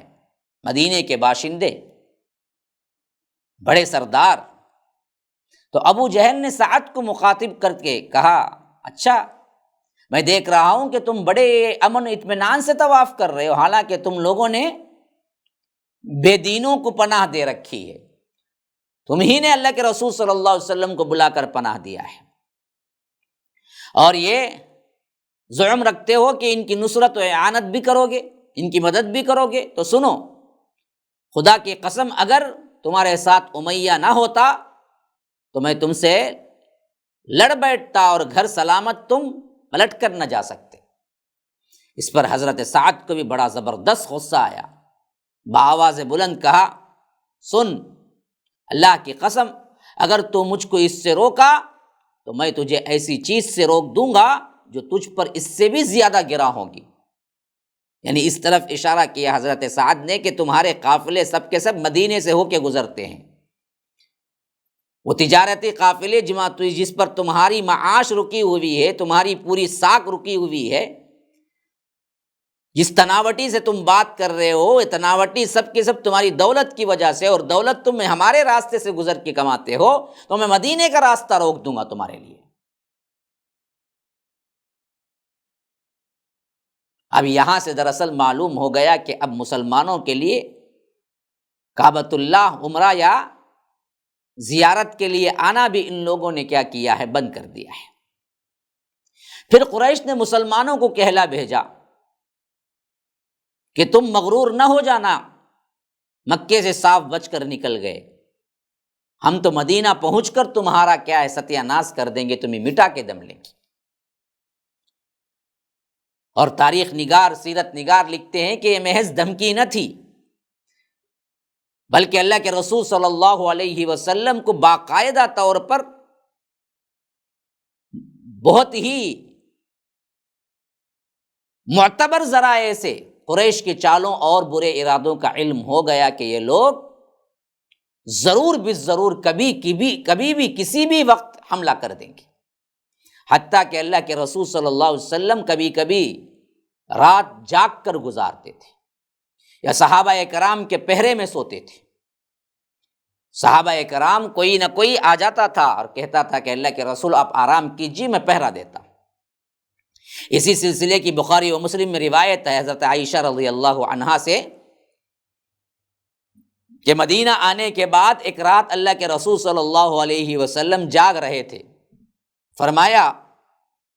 کاش کہ آج رات میرے صحابہ میں سے کوئی صالح آدمی میرے ہاں پہرا دیتا تاکہ ہم تھوڑا سکون سے سو سکیں۔ ابھی ہم اسی حالت میں تھے، یہ الفاظ ابھی اللہ کے رسول صلی اللہ علیہ وسلم کے زبان مبارک سے نکلے ہی تھے کہ ہتھیار کی جھنکار سنائی پڑی۔ تو آپ صلی اللہ علیہ وسلم نے کہا کہ کون؟ جواب آیا سعد ابن ابی وقاص۔ یہ وہ صحابی ہیں جو عشرۃ المبشرہ کے اندر آتے ہیں، اور یہ وہ صحابی ہیں جو اللہ کے رسول صلی اللہ علیہ وسلم کے ماموں ہوتے ہیں۔ پوچھا کیسے آنا ہوا؟ حضرت سعد ابن ابی وقاص نے کہا کہ اللہ کے رسول میرے دل میں آپ کے متعلق اچانک خطرے اور ایک طرح سے اندیشہ پیدا ہو گیا، تو میں نے سوچا کہ آپ پر پہرا دوں آج، اس نیت سے میں آ گیا۔ ابھی اللہ کے رسول صلی اللہ علیہ وسلم زبان مبارک سے نکلا ہی تھا، اللہ نے یہاں انتظام کر دیا۔ اللہ کے رسول صلی اللہ علیہ وسلم اس پر بہت خوش ہوئے، انہیں دعا دی اور پھر سو گئے۔ اس طرح کا کیا ہے ایک الرٹ نظام، ایک ایسی پوزیشن جس میں کیا ہے ہم کہہ سکتے ہیں کہ کبھی بھی حملہ ہو، ایسا ماحول مدینے کا ہو چکا تھا۔ اور یہ بھی یاد رہے کہ یہ پہرے کا جو انتظام تھا بعض راتوں کے لیے مخصوص نہ تھا، بلکہ مسلسل کوئی نہ کوئی پہرا دینے کے لیے تیار ہو جاتا تھا۔ اسی واسطے اماں عائشہ رضی اللہ عنہا روایت کرتی ہیں کہ رات کو اللہ کے رسول صلی اللہ علیہ وسلم کے لیے پہرا دیا جاتا تھا، یہاں تک کہ آیت نازل ہوئی واللہ یعصمک من الناس، اللہ کے رسول صلی اللہ علیہ وسلم آپ کو فکر کرنے کی ضرورت نہیں ہے، اللہ لوگوں سے محفوظ رکھنے والا ہے۔ اللہ کا ذمہ ہے کہ آپ کو لوگوں کے خطرات سے، لوگوں کے وار سے اللہ تعالیٰ آپ کو محفوظ رکھنا ہے اور رکھے گا،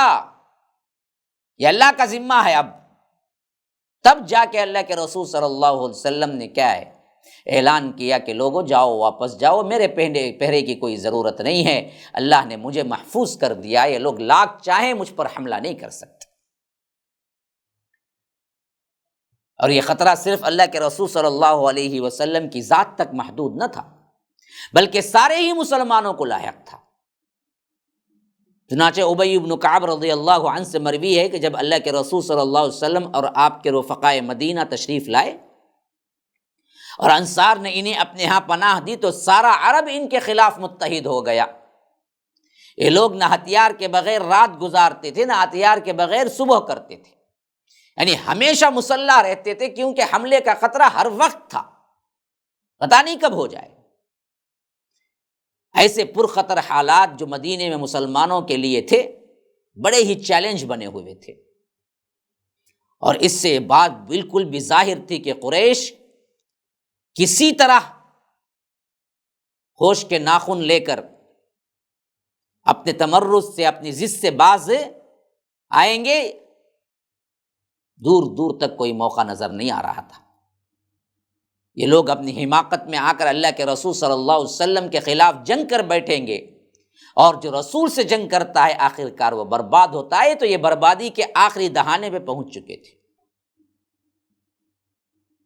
ابھی تک اللہ تبارک و تعالی مسلمانوں کو جنگ کی اجازت نہیں دی تھی، لیکن اسے رب العالمین نے حالات کے اعتبار سے جنگ کی اجازت کے لیے حکم بھی نازل ہو گیا۔ اس سے پہلے کا جو حکم تھا وہ حکم یہ ہوا اذن للذین یقاتلون بانہم ظلموا وان اللہ علی نصرہم لقدیر، جن لوگوں سے جنگ کی جا رہی ہے انہیں بھی جنگ کی اجازت دی گئی ہے، کیونکہ وہ مظلوم ہیں اور یقیناً اللہ ان پر قادر ہے۔ بس ابھارا گیا تھا۔ اس آیت کے ضمن میں مزید چند آیتیں نازل ہوئی جن میں بتایا گیا کہ یہ اجازت محض جنگ برائے جنگ کے طور پر نہیں، بلکہ اس سے مقصود باطل کا خاتمہ اور اللہ کے شعائر کا قیام ہے۔ یہ لوگ جنگ کرنے آ رہے ہیں، اس واسطے تم بھی جنگ کرو نہیں، بلکہ اسلام کا قیام ہے، امن کا قیام ہے، جو یہ لوگ دہشت گرد بن کے آ رہے ہیں۔ اسی لیے ارشاد ہوا سورہ حج میں الذین ان مکناہم فی الارض اقاموا الصلاۃ وآتوا الزکاۃ وامروا بالمعروف ونہوا عن المنکر، جنہیں ہم زمین میں اقتدار سونپ دیں تو وہ نماز قائم کریں گے، زکوٰۃ ادا کریں گے، بھلائی کا حکم دیں گے، برائی سے روکیں گے، یہ مقصد ہے اصل میں۔ اور صحیح بات بھی یہ ہے کہ جسے قبول کرنے کے علاوہ کوئی چارہ کار بھی نہیں کہ یہی اجازت ہجرت کے بعد مدینے میں بھی نازل ہوئی، اور مدینے میں یہ حکم اب اعلان جنگ کے طور پر نازل ہوا۔ جنگ کی اجازت تو نازل ہو گئی تھی، لیکن جن حالات میں نازل ہوئی تھی وہ چونکہ محض قریش کے تمرد اور قریش کی ضد کے نتیجے کے لیے تقاضا تھا۔ مسلمان اپنے تسلط کا دائرہ قریش کی اس تجارتی شاہراہ تک پھیلا دیں جو مکے سے شام تک آتی جاتی ہے، اور اس لیے اللہ کے رسول صلی اللہ علیہ وسلم نے باقاعدہ طور پر نگرانی کے لیے صحابہ کی چھوٹی چھوٹی جماعتوں کو بھیجا کرتے تھے۔ لیکن اب قریب معلوم ہو رہا تھا کہ جنگ کے لیے بھی باقاعدہ طور پر تیاریاں شروع ہو جائیں گی، کیونکہ یہ لوگ اس سے پہلے تیار بیٹھے تھے، اور جو لوگ تیار پہلے سے بیٹھے ہوئے ہیں ان لوگوں کے لیے اتنا موقع اللہ کے رسول صلی اللہ علیہ وسلم دینا نہیں چاہتے تھے کہ یہ لوگ آ کے حملہ کر لیں، تب کہیں جا کے ہم حملے کی سوچیں۔ اللہ کے رسول صلی اللہ علیہ وسلم ان کی تیاری کے مقابلے میں چاہتے تھے کہ ہم اس سے پہلے ان کے لیے تیار ہو جائیں،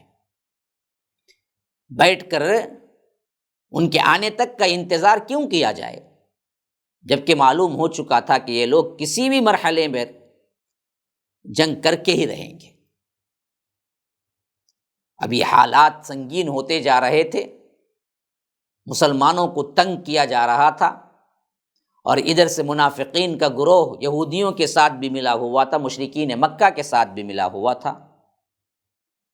تو اللہ کے رسول صلی اللہ علیہ وسلم نے اس سلسلے میں 2 منصوبے اختیار کیے، 2 طریقے کے کام کیے۔ وہ کیا تھے انشاءاللہ ہم اگلی مجلس میں رکھیں گے۔ تب تک کے لیے ہمیں اجازت دیجیے۔ ھذا وباللہ التوفیق، وصلی اللہ وسلم علی نبینا محمد۔ اسأل اللہ لی ولکم ولسائر المسلمین من کل ذنب فاستغفروہ انہ هو الغفور الرحیم۔ والسلام علیکم ورحمۃ اللہ وبرکاتہ۔ MSLI TV، رہنمائی بدلتی دنیا کے لیے۔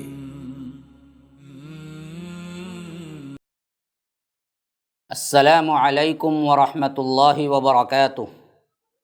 ان الحمد للہ نحمده ونستعینه ونستغفره ونؤمن به ونتوکل علیہ ونعوذ باللہ من شرور انفسنا ومن سیئات اعمالنا، من يهده الله فلا مضل له ومن يضلل فلا هادي له، واشهد ان لا اله الا الله وحده لا شريك له، واشهد ان محمدا عبده ورسوله، اما بعد، فان خير الحديث كتاب الله، وخير الهدي هدي محمد صلى الله عليه وسلم، وشر الامور محدثاتها، وكل محدثة بدعة، وكل بدعة ضلالة، وفي رواية وكل ضلالة في النار۔ فاعوذ بالله السميع العليم من الشيطان الرجيم من همزه ونفثه ونفخه۔ ولا تنفع الشفاعة عنده إلا لمن أذن له، حتى إذا فزع عن قلوبهم قالوا ماذا قال ربكم قالوا الحق وهو العلي الكبير۔ اللهم أرنا الحق حقا وارزقنا اتباعه، وأرنا الباطل باطلا وارزقنا اجتنابه۔ اللهم علمنا ما ينفعنا وانفعنا بما علمتنا وارزقنا علما۔ رب اشرح لي صدري ويسر لي امری واحلل عقدۃ من لسانی یفقہوا قولی۔ اس اللہ کے نام سے ابتدا جس کے ناموں کی کوئی انتہا ہی نہیں۔ ولو ان ما فی الارض من شجرۃ اقلام والبحر یمدہ من بعدہ سبعۃ ابحر ما نفدت کلمات اللہ۔ اس ذات اقدس پر کروڑوں درود و سلام ہوں جو تمام جہانوں کے لیے رحمت للعالمین بن کے آئے تھے۔ اللہم صلی علی محمد وعلی آل محمد کما صلیت علی ابراہیم وعلی آل ابراہیم انک حمید مجید، وبارک علی محمد وعلی آل محمد کما بارکت علی ابراہیم وعلی آل ابراہیم انک حمید مجید۔ برادران اسلام، واجب الاحترام بزرگوں، دوستوں، عزیز ساتھیوں، لائق احترام ماؤں اور بہنوں، MSLI لائیو TV کے ذریعے عقیدے کی اصلاح کی نیت سے جو سلسلہ آپ لوگوں کے سامنے شروع کیا گیا، اس کا نام ہم نے العقیدۃ الاسلامیہ رکھا۔ اللہ تبارک و تعالیٰ کے فضل و کرم سے اس ضمن میں جہاں تک ممکن ہو سکے عقیدے کی اصلاح کی کوشش کرتے ہوئے میں نے تمام وہ غلط فہمیاں جس کی وجہ سے مسلمانوں کے اندر شرک آیا اور بعض شرکیہ افعال کو انہوں نے اسلام کا جز یا عبادت سمجھ لیا، دور کرنے کی میں کوشش کر رہا ہوں۔ اسی ضمن میں گزشتہ کا جو درس آپ کے سامنے آیا، اس میں نے خاص طور پر جو سب سے زیادہ گمراہی کا سبب بنا وہ اولیاء کے کرامات، فلاں کے ہاتھوں ایسا ہوا، فلاں کے ہاتھوں یوں ہوا، یا فلاں قبر پر یا فلاں مزار پہ ایسا ہوتا ہے، کسی کو شفا مل جاتی ہے، کسی کا مرض درست ہو جاتا ہے، کسی کا پیسے کا مسئلہ کوئی تنگی کشادگی میں بدل دیتا ہے، فلاں فلاں، یہ سب ان کی کرامت ہے، اس واسطے ہم یہاں پر جاتے ہیں۔ تو میں نے آپ کے سامنے تمام تفاصیل دلائل کے ساتھ رکھا۔ ہر وہ سلیم الفطرت انسان جس کو اللہ نے عقل دی اور وہ رہنمائی چاہتا ہے، اس کے لیے اس میں کافی و شافی دلائل موجود ہیں، جن میں نے بتایا کہ کرامت جیسے صالح لوگوں سے ہو سکتی ہے، ویسے ہی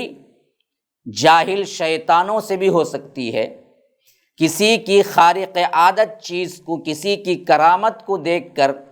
کوئی فیصلہ نہیں کر سکتے کہ یہ اللہ کا محبوب بندہ ہے، بلکہ اس کی شریعت پر چلنے والی زندگی کو دیکھ کر ہی اندازہ لگا سکتے ہیں کہ یہ اللہ کا ولی ہے یا یہ کرامت ہے یا شعبدہ بازی ہے۔ کیونکہ اصل مسئلہ جو ہے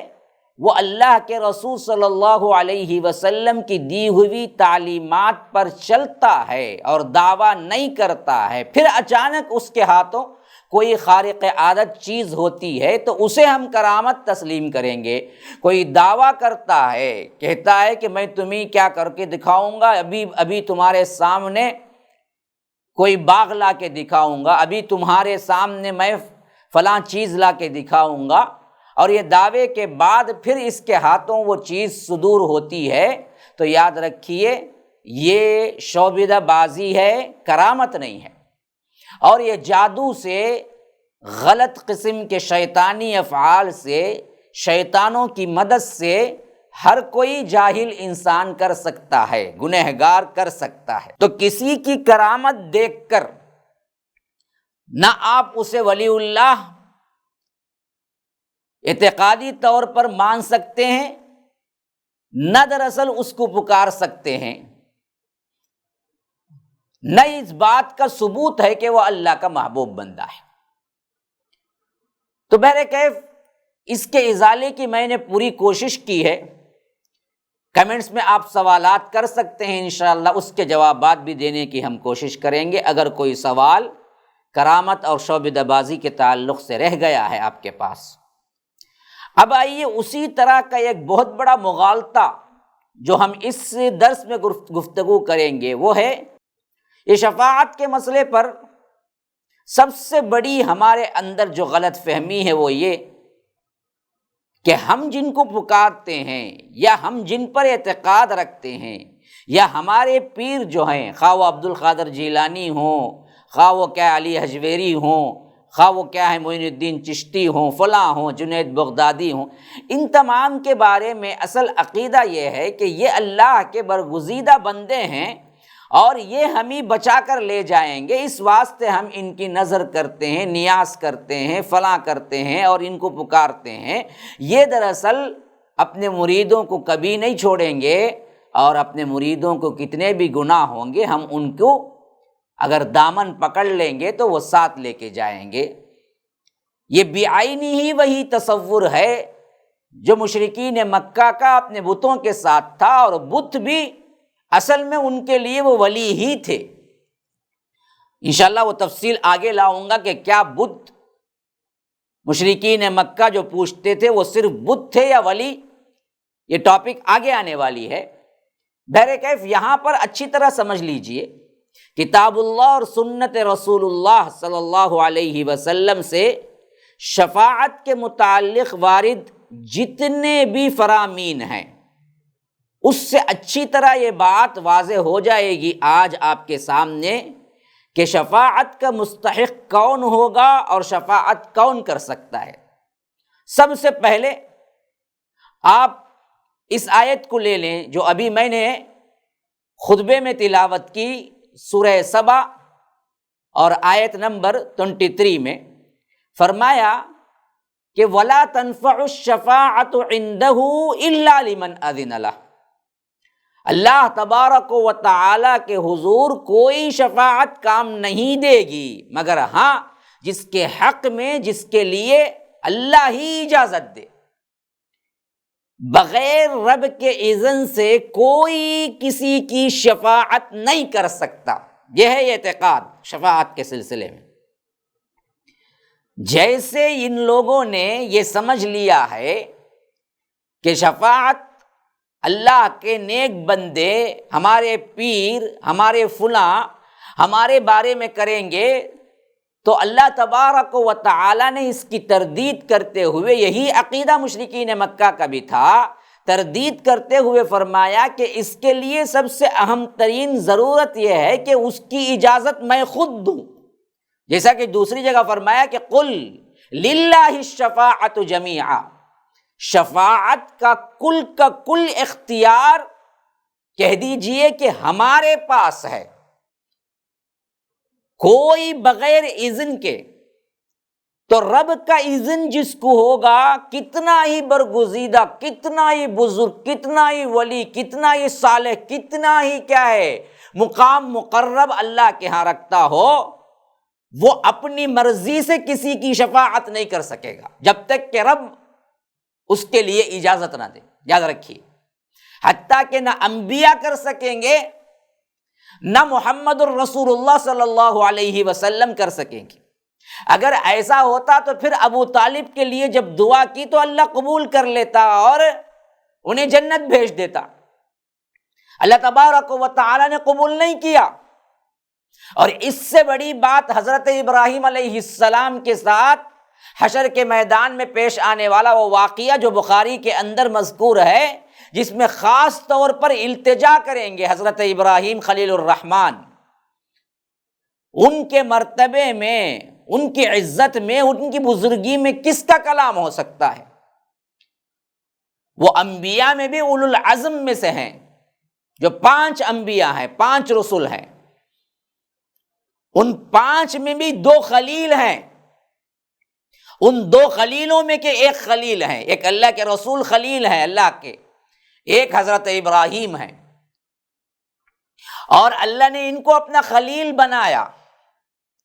اور ان کے بعد حضرت ابراہیم کے بعد جتنے پیغمبر آئے وہ سب کے سب انہی کی نسل میں آئے، اس حیثیت سے ابو الانبیاء بھی ہیں۔ ان کے فضائل آپ گناتے چلے جائیں، وقت نکل جائے گا لیکن فضائل ختم نہ ہوں گے۔ اللہ نے اتنا برگزیدہ، اتنا برگزیدہ، اتنا معزز، اتنا صالح اور اتنی فضیلتیں دی حضرت ابراہیم کو کہ ہم کو اور اللہ کے رسول کو بھی انہی کی اتباع کا حکم ملا۔ کہیں فرمایا واتبع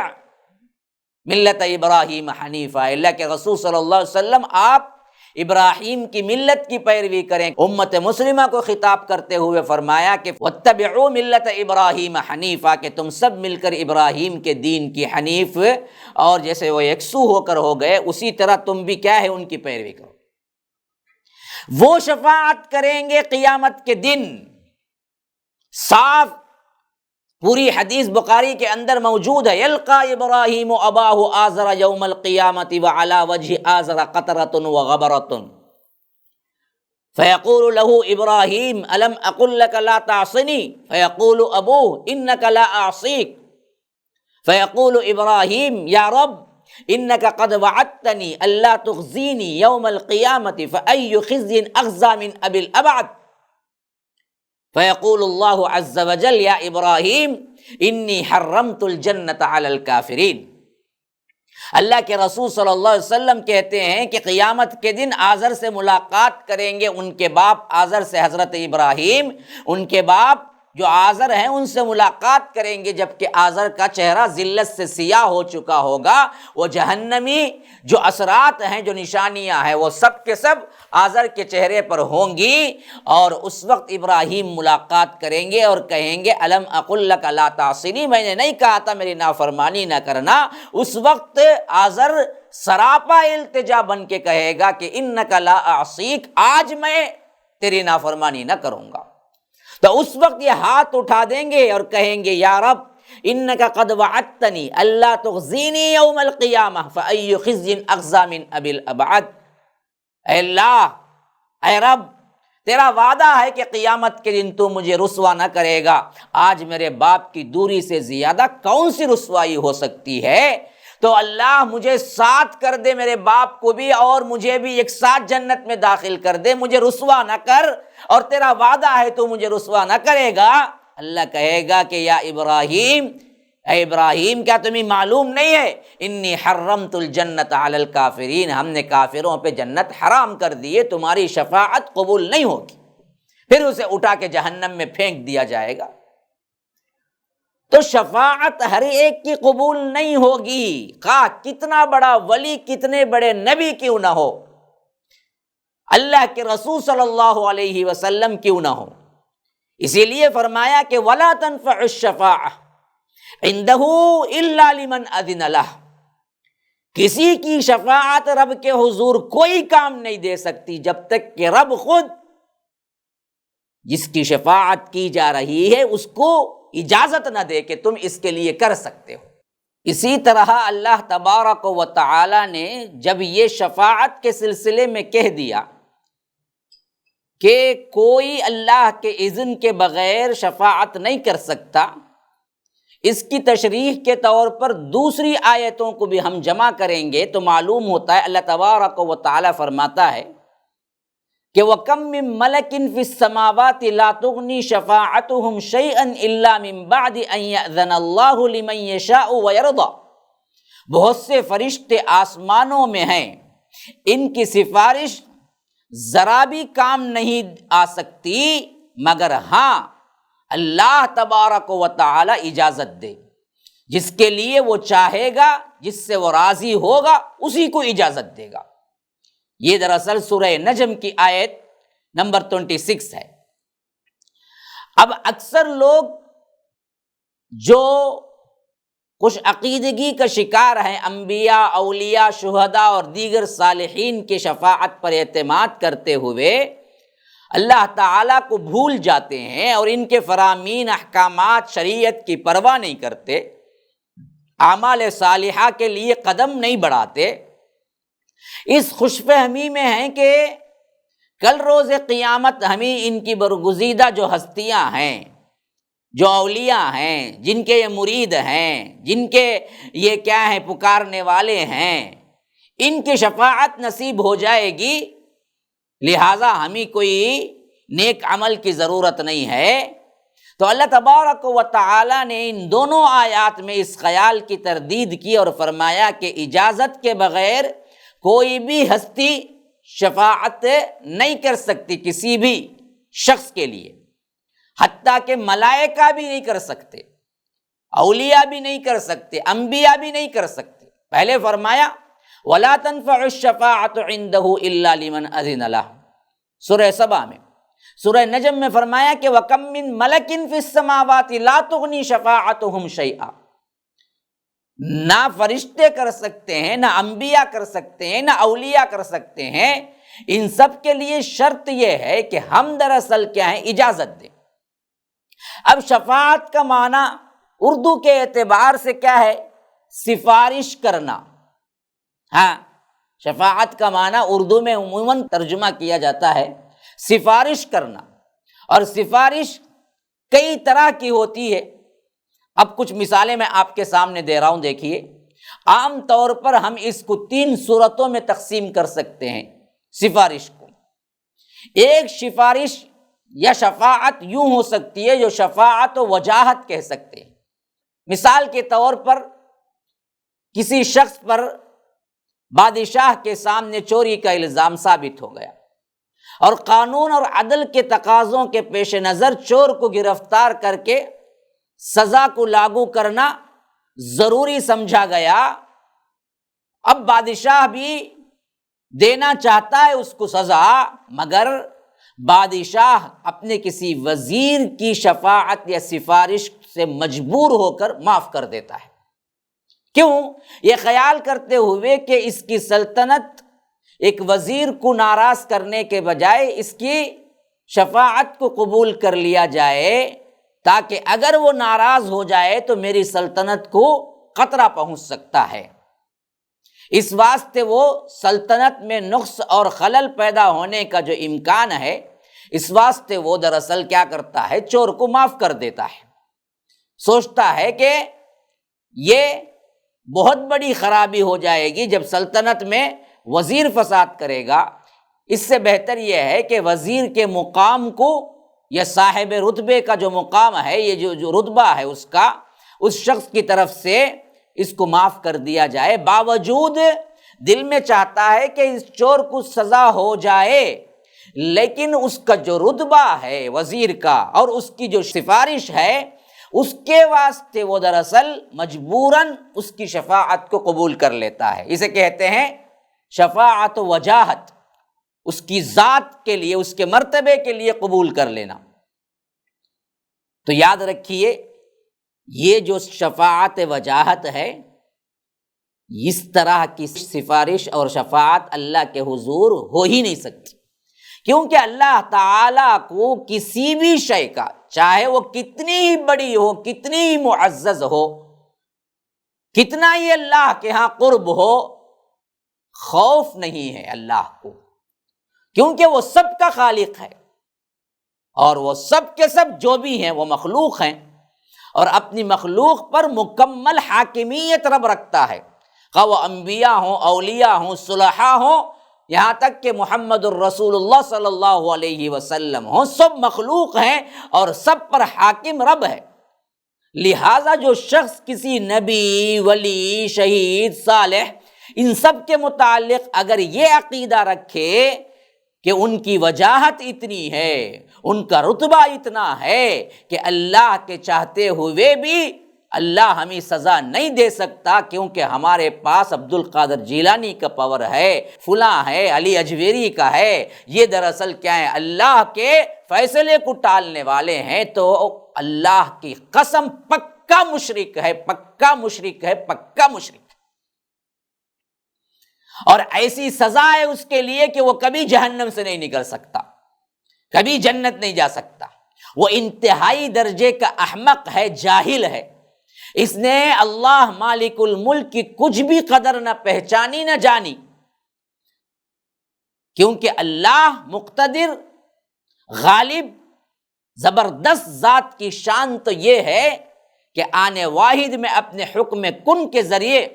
کروڑا نبی، کروڑا ولی، کروڑے جن، کروڑے فرشتے کا جو کچھ چاہے ایک کن سے پیدا کر دے۔ پھر وہ کسی کے منصب کا خوف یا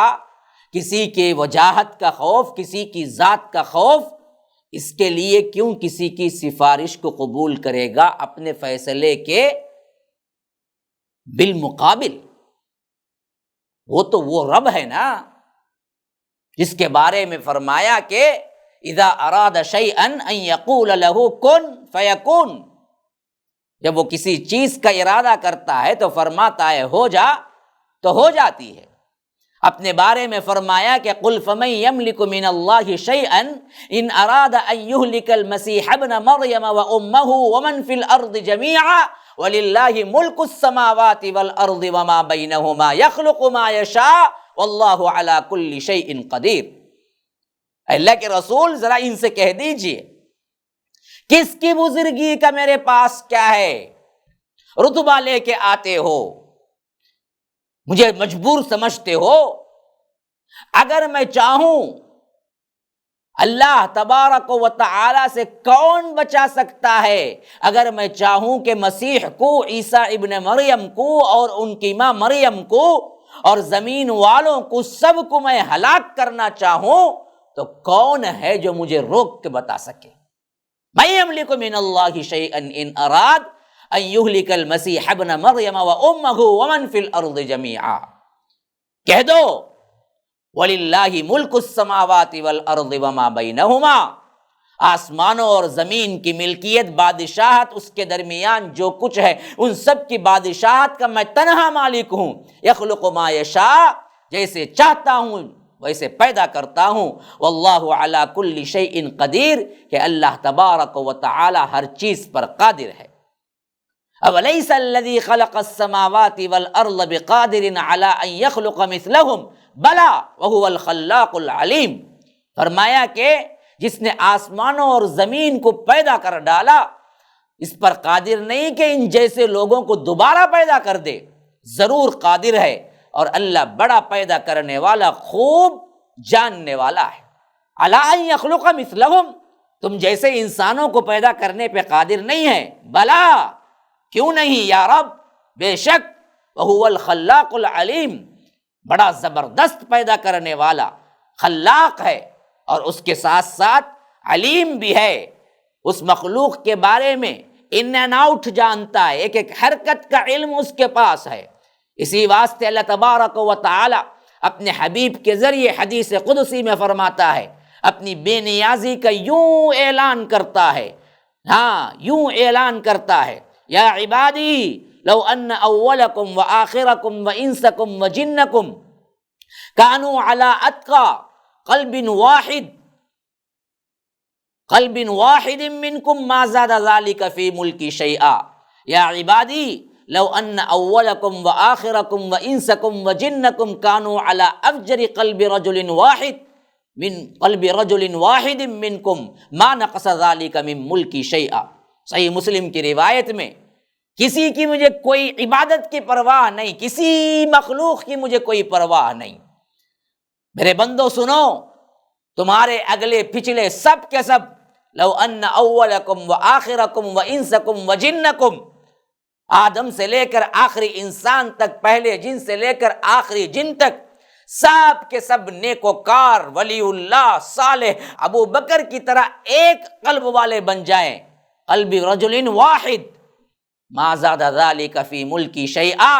لیکن ان کی عبادتوں سے میرے ملک میں، میری بادشاہت میں، میری تمحید میں، میری تمجید میں، میری بڑائی میں، میری تعریف میں، میری کبریائی میں ذرہ برابر بھی اضافہ نہیں ہوگا۔ اور ایسے ہی یا عبادی لو ان اولکم وآخرکم وانسکم وجنکم کانوا علی افجر قلب رجل واحد منکم ما نقص ذلک من فی ملکی شیئا، کہ اگر آدم سے لے کر آخری انسان تک، اور اسی طرح پہلے جن سے لے کر آخری جن تک، تمام کے تمام فاجر، فاسق، گنہگار، سیاہکار، ناہنجار ہو جائیں،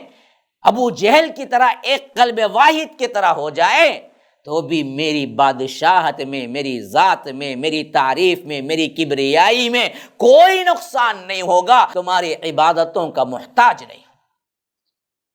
تو جو رب اپنی قدرت یوں رکھتا ہو، اس کے دربار میں کسی کی وجاہت چلے گی، کسی کا توسل چلے گا، کسی کی شفاعت چلے گی؟ اسی واسطے میں نے کہا کہ ایسا کوئی عقیدہ رکھتا ہے کہ میرے ولی اللہ کے پاس بہت وجاہت رکھتے ہیں، ان کے رتبے کی وجہ سے اللہ نہ چاہتے ہوئے بھی ہمیں معاف کر دے گا، تو یہ جاہل ہے، گنہگار ہے، مشرک ہے، خلود فی النار ہے، کہ ہمیشہ جہنم ہی میں پڑا رہے گا۔ اب اگلا جو طرز ہے، میں نے ایک قسم بتائی ہے شفاعت کی، دوسری قسم انشاءاللہ اگلے ایپیسوڈ میں، درس میں آپ کو بتاؤں گا، کیونکہ وقت ہوا چاہتا ہے۔ تب تک کے لیے مجھے اجازت دیجیے، ھذا وباللہ التوفیق، وصلی اللہ وسلم علی نبینا محمد۔ اسأل اللہ لی ولکم ولسائر المسلمین من کل ذنب فاستغفروہ انہ هو الغفور الرحیم، والسلام علیکم ورحمۃ اللہ وبرکاتہ۔